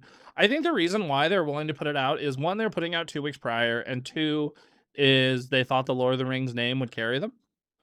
But well, and you know, he even touches on it a little bit in the story where it's like the reality of the matter is, you know, that like it's a corporate decision. It's that they go, we need to release, we need to make this much money this quarter. We got to hit some kind of date that has been preset by somebody. And there's just not enough will from internal warning to not do that. And that makes this sort of thing happen where you release a game between two titans, two pretty predictable out.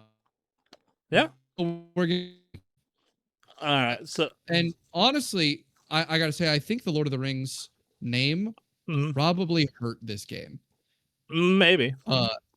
And my reasoning is that at the time, movie games had a horrible reputation. They did, but but the thing is the Lord of the Rings games on PS2 were very good and very popular. It might be so. It's just my thought is that if I, as a 14-year-old, was looking at this, I liked Lord of the Rings, and I would have thought, yeah, but it's a movie game. Those aren't good. See, and I would have thought, like, oh, Two Towers and Return of the King on PS2 were the shit. I might check this out. But yeah, so you know, that remake is out in the wild. Speaking of remakes that are coming out in the wild, a lot of remake stories. It's like Toy Story 3 is being delisted ahead of the Digital Eclipse remaster. There's a remaster of Toy Story 3 coming out in October. They're delisting the original. I think this sucks. I think this sucks super hard. It sucks to just unmake accessible a game in favor of the version that you want people to get. It's like, I get it. Like, you as a business are like, why would they buy the one that looks uglier? And it's like, it's because they want to see what the original thing looked like. Well, and if they wouldn't want to buy it, why bother delisting it? Yeah, that too. Right. Like, the only reason that you actually have to delist something is to force someone to purchase a different version of it.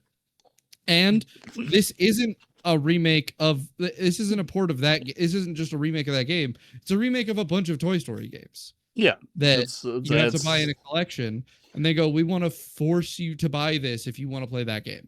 Mm-hmm. And that's lame. That's an anti-consumer decision. It is. Speaking of not anti-consumer decisions, though, porting things to other consoles. Hey, Crimson Desert is being planned for the first half of 2027. My response: this is how. This just barely. Honestly, that's what most of the story is about. Is like, we can kind of manage it, is what they're saying. But like that game runs like shit on a PlayStation 5 regular. So like, what are we talking about getting it on a fucking Switch 2? Shit, even the quote is, in the case of the Switch 2, while optimization is required, the game is currently playable at a foundational level, and technical evaluations are underway to ensure performance optimization and compliance with our quality standards. And to be fair, this game is a giant bloated piece of crap is the impression I get of it. I haven't gotten to try it yet, but everything I see about it, it reminds me the game where the Black Desert people were like, okay, we have an engine, go make a single player game. And then they let like a bunch of people disparately work on completely unrelated bullshit in the game. And then we're like, okay, string a story onto that and let them fuck around in that engine you made. Yes, and then they marketed it, and it got caught by the people who always scream "woke," and it got somewhat popular. It did get caught by them. I think it also just had like clips of you being able to do extremely niche shit. Yeah, because it was a game where a bunch of disparately made systems were strung together, and so one of those systems was, oh, you can jump on the birds. Sure. And that's the reason why this is a 150 gigabyte single player game, by the way. I'm honestly interested in playing it at some point. I've yet to I'm just not. I'm not willing to drop $70 on a game that I know at the end of the day is like the definition of blob game, especially when I heard that it's very unresponsive controls, and I'm like, gross.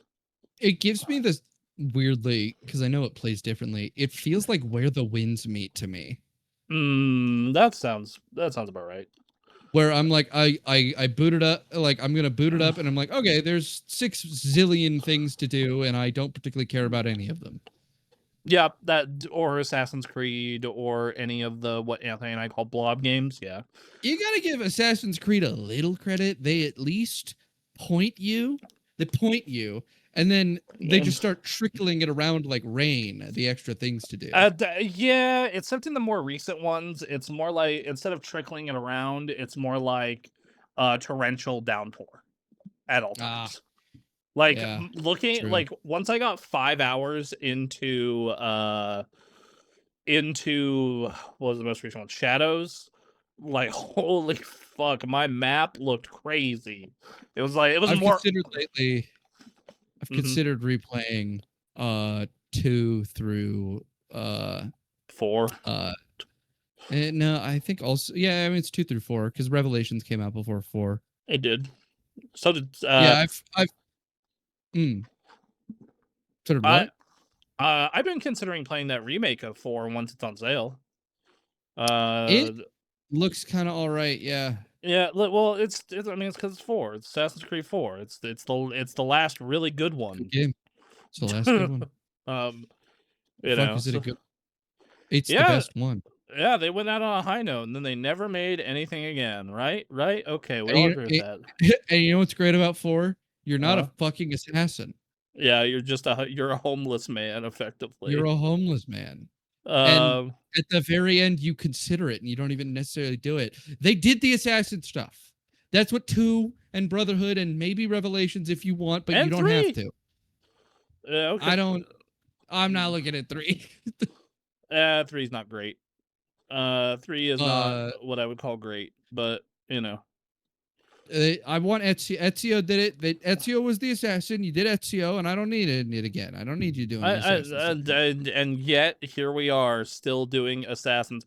I'll give them some credit, like for Origins, because it's like, well, I mean, yeah, you're doing the start, and it's in Egypt, okay, and then I personally think Unity, once it was able to run, so basically 10 years after its release, that shit was that actually kind of cooked, because the French Revolution is a perfect setting I've heard it's pretty cool. fucking assassin game.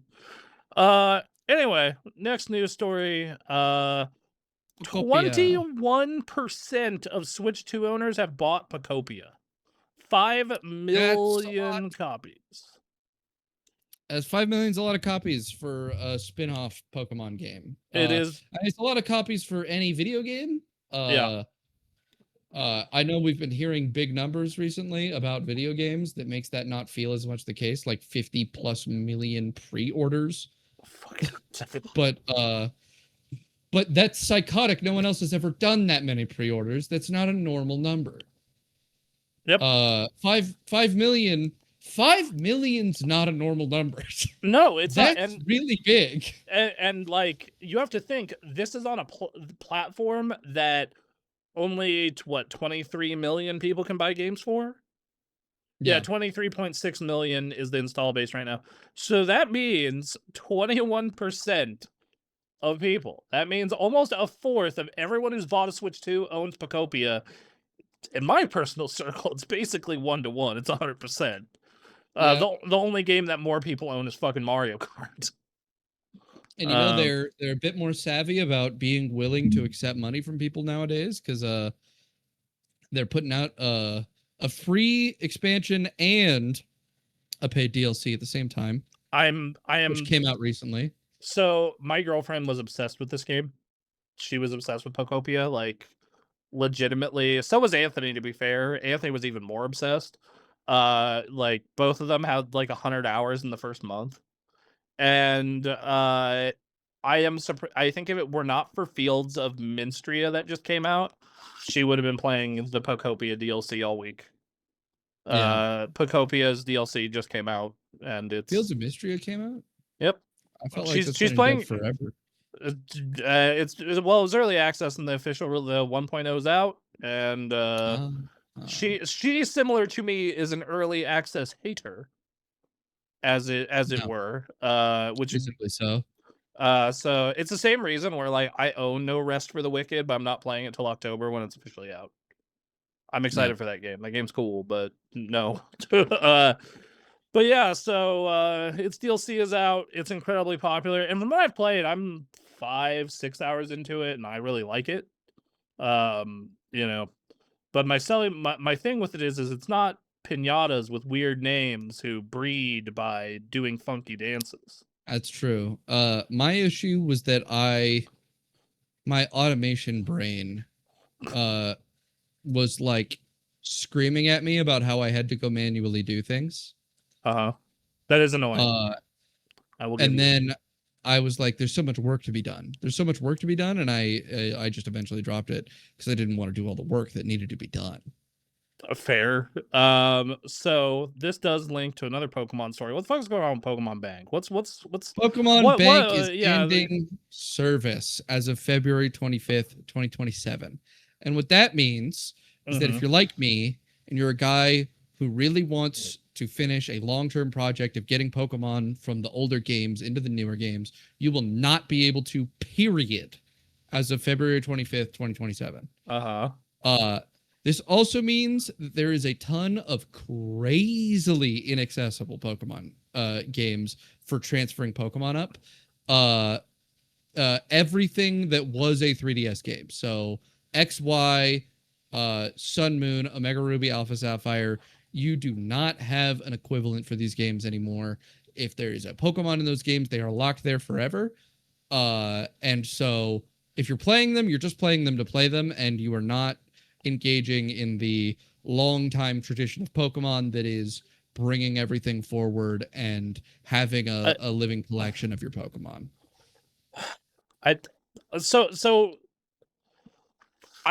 I have two minds of this. On the one hand, I do think it is like an insane bummer, because I do think that is one of the cool gimmicky things of Pokemon.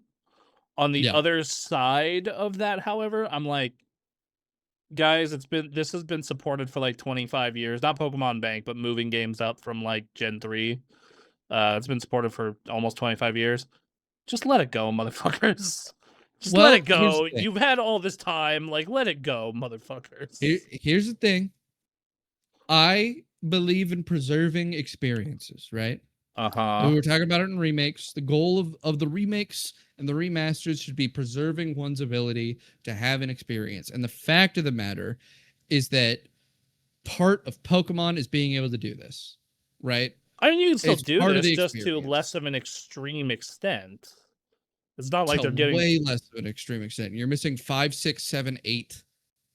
I thought 5, 6, 7. Wait, you're missing 5, 6, 7 entirely. Hold on. I need some clarification here. Because you would move them now via Pokemon Home, right?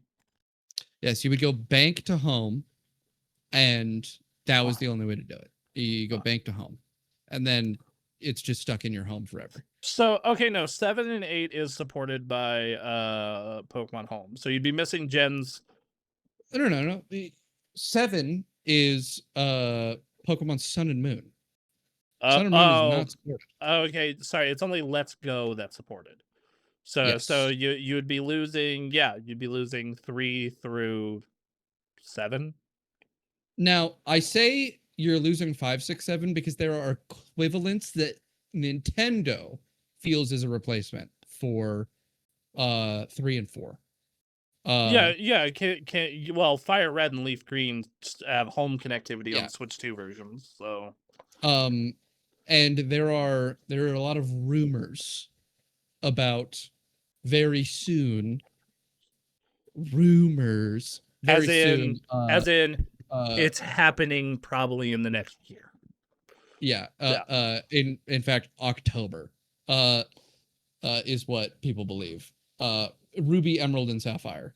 They believe the announcement's coming October. Oh, okay. I was gonna say fucking what? Yeah, I could go through playing Emerald again. I finished Fire Red and I got all the legendaries. It was cool. And so you'll have access to Gen 3 on the Switch, and they did announce in combination with this that Fire Red and Leaf Green are going to get Pokemon Home accessibility. So you'll be able to do Pokemon there.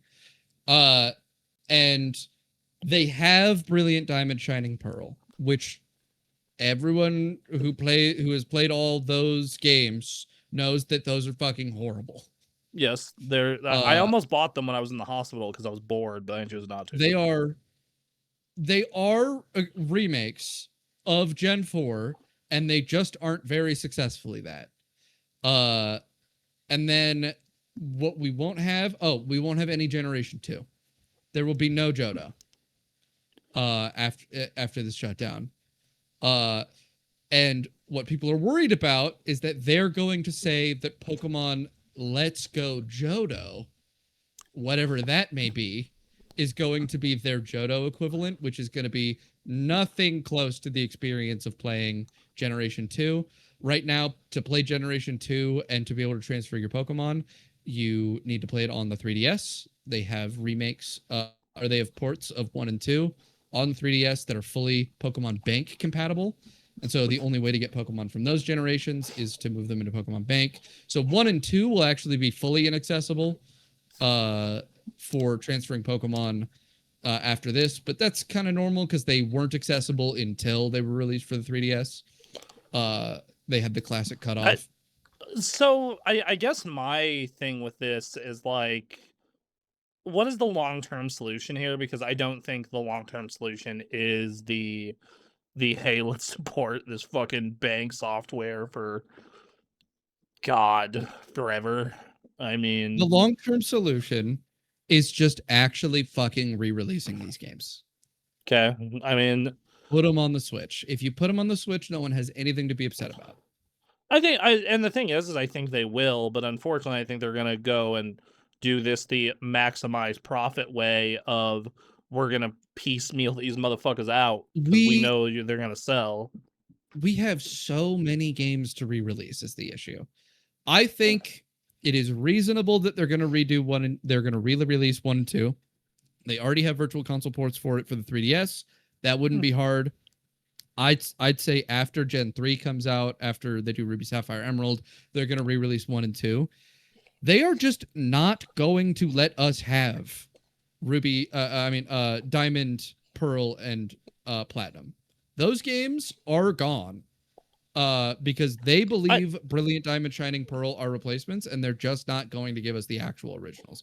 And I'm further concerned for every one of the DS games. Just all, the 3DS and DS games, they're not going...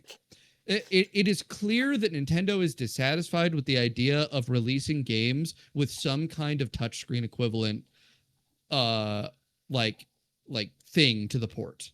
Any kind of modification that leaves the touchscreen functional is something they're clearly not into, and that's why they remade Generation 4, is because they weren't willing to accept some kind of jank solution to using the touchscreen.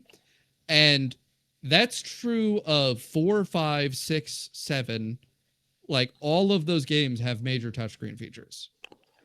So, I don't think that's entirely true because they've added touchscreen support to other games. I do think touchscreen support is like a little bit of a bugaboo for them, but so is motion, just because it's like, well, if you're playing on handheld or docked, it's like you may not have a touchscreen or you may not have motion support available to you.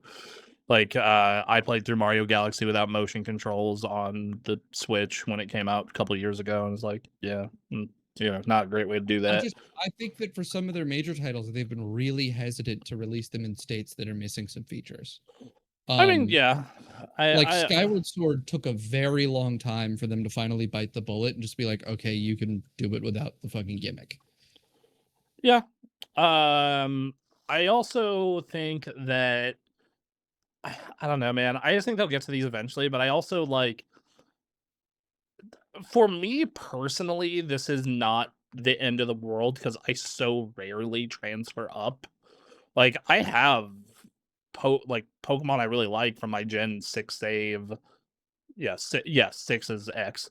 And like I'll probably move my Pokemon from Scarlet and Violet to the what's next one? Right. Wind and Waves. X and ZA, because I have a team I really like in ZA that I'd love to move up. But like in general, I don't know. At a point, I'm just kind of like, Pokemon is such an easy franchise to go experience. Like, legitimately, it is like, fuck, dude. Like, everything up to Gen 7 works in an emulator. That'll if you're talking about emulating, yes, 100%. Yes, I think the main franchise is hard. Like, if you want to talk about, I can buy this in a Switch store and have an easy time with it, it is, let's see, it is Gen 1 via Fire Red or Let's Go. I'm not going to count Gen 4 because it's really bad from everything I understand. Like, it's not worth the trouble. The remakes the original games are incredible. I know, that's what I'm referring to. Like, things that you can buy on a Switch 1/Switch 2. So Gen 6 is kind of covered by ZA. Most of the Pokemon from 6 are in ZA, right? You can get not every Pokemon, but most Pokemon. Yeah, in all the Switch games. Yeah. Yeah, okay, so, because I feel like that's the biggest concern, is just like, because, who the fuck... Mind you, it's important to note, it is not every Pokemon. Victini is actually going to be impossible to get as of February 27th, for example. Yeah, that's Gen 5, right? Yeah. Yeah, okay.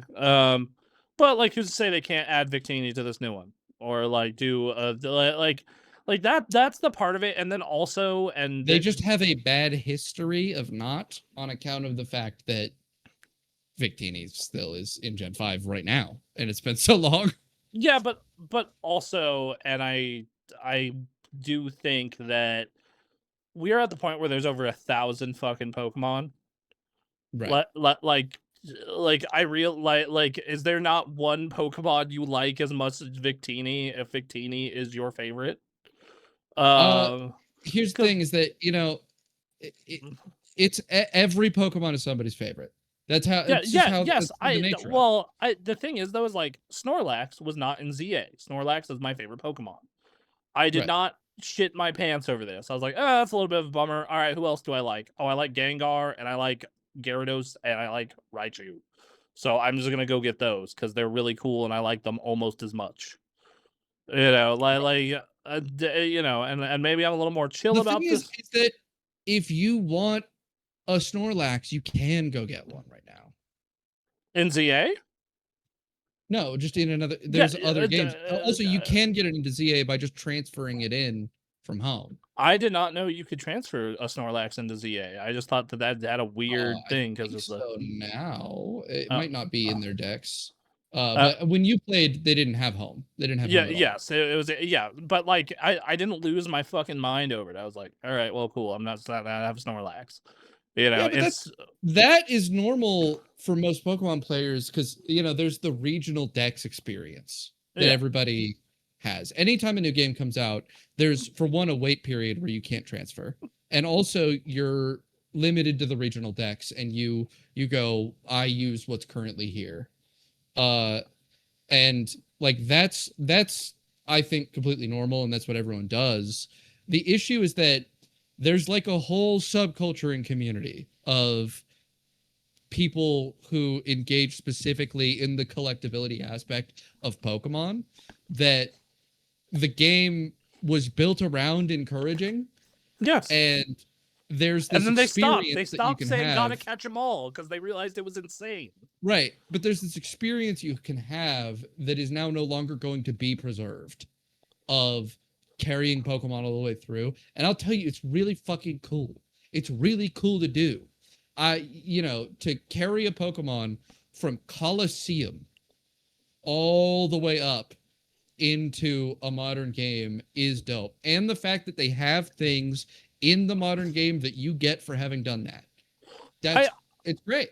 I think it's really cool, but I think it's the what percentage of our community is actually doing this and engaging with this, where we have to support this thing's security features, we have to support this, that, or the other, and it might not just be worth it anymore. It's you know, I mean, for them, it's just not. The answer is that it isn't worth it. It really isn't. It never has been.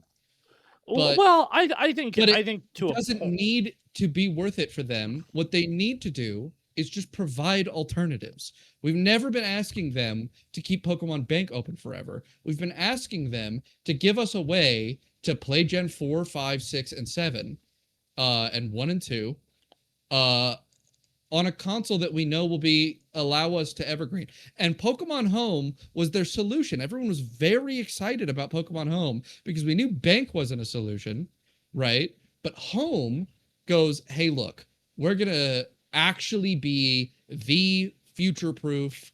This is where Pokemon go. It goes on your phone. It's not even console specific. This is where Pokemon go. It is Pokemon's home. This is it. And if they then followed that up by getting us a way to play the other games, there would not have been any issue. But you cannot go buy a copy of a Gen 5 game. You can't fucking do it. They are $120 minimum to get a copy, and you have to go get like 4 consoles to get this part of the experience that was originally intended, to get this, this thing you want to do. You got to go spend a shitload of money to get things that are unavailable that don't need to be that way. They just could release it. And from that's the aspect of this that I do agree with, is like the fucking like having Pokemon transfer for thing ever to me is just like whatever, you know, like, you know, you like that, but like the accessibility thing is the thing that I would really want, because I have that for several games where, like, you know, free Marvel vs. Capcom 2, that you know, that game got freed 2 years ago and I was elated. You know, I remember Anthony was the one who gave me the news, and he said it very casually, and my response in the text was like, because he was giving me a full rundown of everything announced in a Nintendo Direct, and one of them was Marvel vs. Capcom collection. I'm like, wait, go back. What'd you say? You know, right. So yeah, like I get that. I don't know. I think that eventually those will get ported over, though. I think that the release of Fire Red and Leaf Green it was a very good sign. It was a very bad sign when they made the GameCube games only part of the NSO. But because that's the true beginning of it. That's as far back as they go. Yes, but I think that NSO is such a weird fucking separate animal. It's why I'm also like not really.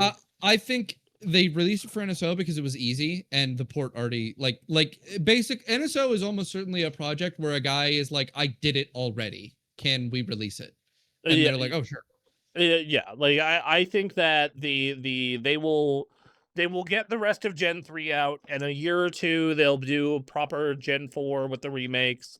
Maybe on an anniversary, because what this year is the 30th anniversary. There's no fucking way they're doing proper Gen 4, bud. I disagree on that point. Fucking Pokemon Platinum is dead. That is a game that is actually dead as of February 25th, and they are not going to let you play it in its original state. Fine. I do think that they will re-release Soul Silver, and that I agree. My worry is that it'll be a Let's Go. If it's a Let's Go Soul Silver, that will suck. But it's very possible that they just make they either like actually allow you to do those Gen 4 games, and they do actually release them if they finally bite the bullet and release DS games, or they're gonna get it remade by a third party, like they did with Brilliant Diamond Shining Pearl, which I think will go better the second time. 3 years from now, so 2029 will be the 30th anniversary of Soul Silver. I think that is, or Silver in general. I think that is when you will get Soul Silver on the Switch. 100% agree. Like I don't think they'll do Let's Go Silver. I think they're literally just going to do. I think they will do just Soul Silver ports, just like they did with Fire Red. It's less work. In fact, if Nintendo really wanted to fucking goose this for money, they could say, "Hey, and we're going to be adding DS games to NSO as part of this." There you go. I think that's if they do that, that'd be great. But I'm not confident that they're going to let the DS version out. I think that they're going to have the same team behind Brilliant Diamond Shining Pearl, or just another team. Here's the thing: Brilliant Diamond Shining Pearl were not failures. They sold very well. No, because most Pokemon fans are pay pigs. Right. Absolutely. They, from a business perspective, have no complaints about the studio behind Brilliant Diamond Shining Pearl, and they are probably still working with them. Yeah, probably. I think they probably went, make us a Heart Gold Soul Silver remake next, and that's what they've been working on. God. Either that, or they asked them to do Gen 5 remakes. I am not confident about the quality that'll come out of any of those. But I mean, Nintendo, we talked about earlier the practice, with the Toy Story story of people removing games from services to make you buy the new version. Mm-hmm. Pokemon has been like that. Yeah. Historically, Pokemon has been very much like that, which is why I think Gen 4 is just actually lost to history, and they're not going to give us the original version of that. And the other worry I have is that I agree that they're going to release all of these eventually. I think it is going to take like over a decade. Oh, I think they are going to link similar to what they have done with Fire Red and Leaf Green. They are going to link these motherfuckers to anniversaries. So I think you will get your Gen. I think you will get Gen 3 in the next year, just because Fire Red and Leaf Green are out. Oh, 100%. But I think that you, in 3 years, for the 30th anniversary of Silver, you'll get those Soul Silver. You're right. And then it's this year we're getting Gen 3. Next year we're getting Gen 1 and 2. Right? They're literally just going to give us the virtual console ports for those. Yep. Then next year you're getting, obviously, Winds and Waves is going to come out during this, but from the remakes perspective, the next year you're going to be getting you're going to be, like you said, you're going to get the 30th anniversary. You're going to get your Brilliant Diamond Shining Pearl version of these. Then I think we're going to get a weird Legends Gen 5 thing going on that's going to rebuild hype for that. And then if they decide to bite the bullet for DS stuff, they're going to let you play Gen 5 in the way it was on DS. They're just going to let you play Black White, and then later Black White 2 is going to be the next year. and then they're just gonna do X, Y, and Sun Moon, and they'll just leave it at that. I really don't have confidence. My biggest possible worry here is that these games are actually gone in their original state, and that you are getting only the virtual console remakes, like re-releases, and then it's nothing but actual remakes from here on, and that we'll eventually get a Sun Moon remake at like the next console generation, but you're not going to be able to play the original game and transfer anything over. Those games are inaccessible, and the new state of things for getting your Pokemon from one generation to the next is going to be just fucked for the next decade. All right. All right. Well, that's next story. Thank you for Pokemans. Next news story: Kingdom Hearts 3 Blood confirms anime series. What the fuck? Release date or release window. It's coming out late next year, and they are confirming that it's going to be late next year with no delays because they want to do a physical version. The game will be on Switch 2 day one, which Square Enix been really fucking committing to the day one Switch 2. Like they same thing with Final Fantasy VII Revelations, and they did a showcase trailer where they showed Riku is going to be in this game, and they finally showed our first Disney World. Huh? Which it's Coco. It's Coco. Yeah. We're getting Coco. Coco. It's a fitting one. It's a good one. It is a good one. I think. Oh shit! I broke our cameras. Sorry, everybody. All right. So yeah, I think this is really cool. I'm excited for it. I liked Kingdom Hearts 1 and 2, and as much as I do not particularly care about 3, I did have fun with parts of 3. I really enjoyed the part where Woody tells one of the organization members, in short, you have no friends and you should die. Yep. Yeah. Does. So, let's burn through the rest of these real quick. Oh, one more thing about Kingdom Hearts. They're doing Star Wars, right? They have to, right? Like, they're doing Marvel, right? Like, come on. They have to do, like, Sora on the Avengers. Let's go. Yeah. Sora on the Avengers, and Sora's gotta fight Darth Vader. They gotta treat Darth Vader like they treated Sephiroth. Yes, they should. So I do think that something interesting with that is the fucking concept of, like, they showed a gameplay segment where you played as just Donald and Goofy. Huh? So yeah, because Sora has been deleted and put in Tokyo. Yeah, which sure. And then he dies and goes to Coco, and then Donald and Goofy go to Hades, and then Hades is like, "Yo, he's not here, dog." He's yeah. in Coco. He's in Mexican afterlife. He's like Sora's this is Greek. Yeah, no, it's James Woods was like, "Yo, this is not the afterlife he went to. Turns out he's Latino. Sorry." Yeah. Next news story. Blizzard is reportedly Xbox's performing studio, says its revenue in the last fiscal year was its third highest ever. Banking on the strong Blizzard did this crazy thing. It is a crazy thing where they released Diablo 4 and it was good, and then they made content for it that people liked. This is apparently worked. Turns out when you put out a good video game that people like and then make really expensive cosmetics for it, they'll buy them and you'll make money. And then the thing about Overwatch 2 is that if you just don't kill Overwatch, it'll eventually make money again. Yeah, like if you once again make Overwatch a good video game and put it out and then make it good, and then you can sell skins for it, which will also make money again. You see new characters who can have new skins on them, and they've been doing that. Yep. Granted, Overwatch is still hard to go back to for me because Marvel Rivals is just a better game in every way. Like that's just it looks better. The only real benefit to going back to Overwatch is if you prefer first person or you prefer. I saw a cat in a helicopter, and I'm like, "What the fuck?" Jetpack cat. Overwatch now? They added Jetpack Cat. That's his name. He's a cat with a jetpack, and he can make your team fly, and you can make him pick up Bastion and flip him around and make him murder everyone. It sounds like really powerful. Yeah, it can be pretty good.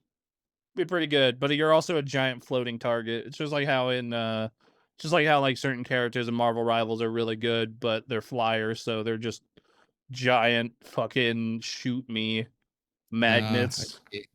That's how it was. Important note here.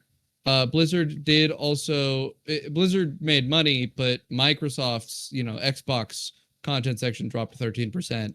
So they are the good performing part in a bad performing whole. Yep. Great. Super. All right. Next two news stories will be pretty quick. Netflix is shutting down the studio behind Oxenfree 6 weeks after its last game was released. Moonloot, creators of Oxenfree and Oxenfree 2: The Last Signal, they were acquired and by Netflix and did a Black Mirror spin-off mobile game, and they released a game called Unhinged, and then they shot them in the face. What are you gonna do? Netflix isn't about video games, actually, and they were just fucking posturing by picking up a prestige studio who made a game that was critically acclaimed. Yeah. Shocking. Who knew them? Yeah. I mean, and the thing is, if the founders got their bag, I'm sure they're not exactly mad about it. Like, they're upset, but like they're probably like, well, we got bought by Netflix and made $1 million. I remember liking Oxenfree, and I remember the hype dying down enough that I didn't even hear about Oxenfree 2. Nope, I didn't even hear about this other game, Unhinged. So, and I feel like there is simultaneously the past 2 years before this year were a giant market correction from the COVID overspending in video games. And then I feel like this year is a straight up AAA crash, to where if you are like, because Nintendo, Capcom, a couple other studios, they're doing fucking great. They're sitting here fucking just rolling. But I think most of AAA is shitting their pants right now because they just don't know what to do. And the answer is right in front of them, but they don't want to accept it because video games, since really the early 90s, the larger AAA industry, especially in the West, is about chasing trends. In the early 90s, everybody and their mother made a 2D platformer. In the mid to late 90s, it was a Quake or Doom clone or a 3D platformer. In the early 2000s, it was a World War II shooter. In the late 2000s, it was a Modern Warfare shooter. In the 2010s, it was a MOBA or hero shooter or other live service game.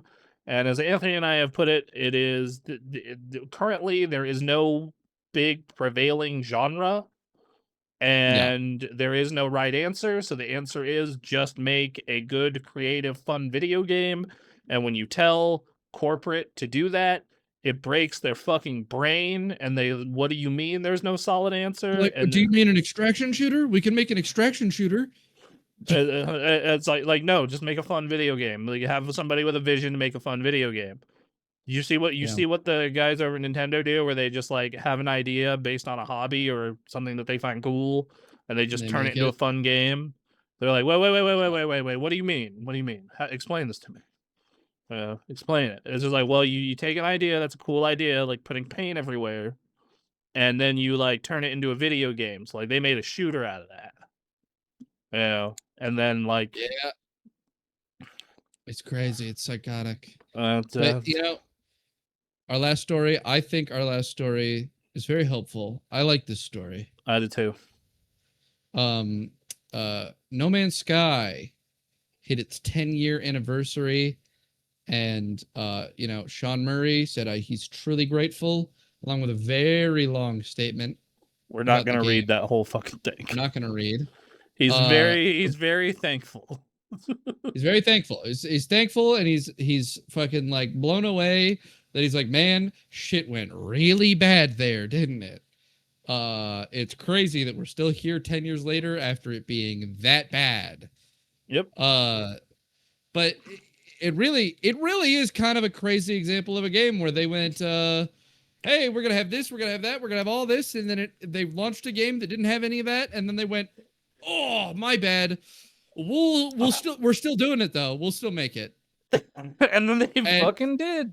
And then they did. And 10 years later, that game they originally promised does exist. And it is No Man's Sky. I remember we did so we used to have a series called 60-Minute Access where we'd show you an hour of a game, like just in the middle of it or early on so you can see the mechanics and what it is all about. That game on launch week was one of the most boring fucking things in the whole wide world. We spent, I'm pretty sure 15 minutes of our 10 minutes was or of our 60 minutes was just us hiking up a mountain. Yeah, to find nothing. This game and Cyberpunk were the two examples of probably some of the most hyped games in history. Mm-hmm. And weirdly, both of them, it's almost like there's this tipping point with hype where if it gets so high that it's like world-shaking, fucking ridiculous amounts of hype surrounding the games, that even if they don't make it, the companies are just forced by the pressure to stay. like we have generated such an extreme amount of interest that fuck it, you can fix it because we do think that there is money here to be made. But because it's like if CD Projekt Red and I can't remember Hello Games, I think it's Hello Games. Hello Games. If Hello Games and CD Projekt Red actually just abandoned them, like right after release, those companies would be dead. No, I don't think CD Projekt would be dead because Witcher. Yeah, also GOG is a thing. but fucking Hello Games would be dead. Their next game, but their next game would not have released to. No, it would. I think if the next game they put out was a fucking Witcher 4 and it was 3 to 5 years after Cyberpunk, but it stayed at its release state, that game would fucking tank. Yes, I agree. Off of bad will alone. Yeah, I agree with that 100%. But I do think that this is a perfect example of why AA and indies and the more niche end of AAA is thriving right now. Like I think that's why like a game like Dench Attack is entirely super stoked about what it's doing. I think that's why like Mina the Hollower did very well. I think it's just they made a fun game, and same thing with Hello Games. They launched rough, but they turned it into a fun game that people like. Fun game. And they made a bunch of promises, and everyone was upset about not having those, and they went, okay, that's what we're going to focus on, and then they just piece by piece delivered the promises. Yep, definitely. So yeah, that's a show, everyone. Sorry that you got an extra long one this week. We had a lot to say. A lot of news happened. We had too much to say. We had too much. We love you guys. I'm starving. Yeah, me too. Even with the Wegovy, I'm actually kind of hungry now. All right. Love you guys. Bye. We'll see you next week.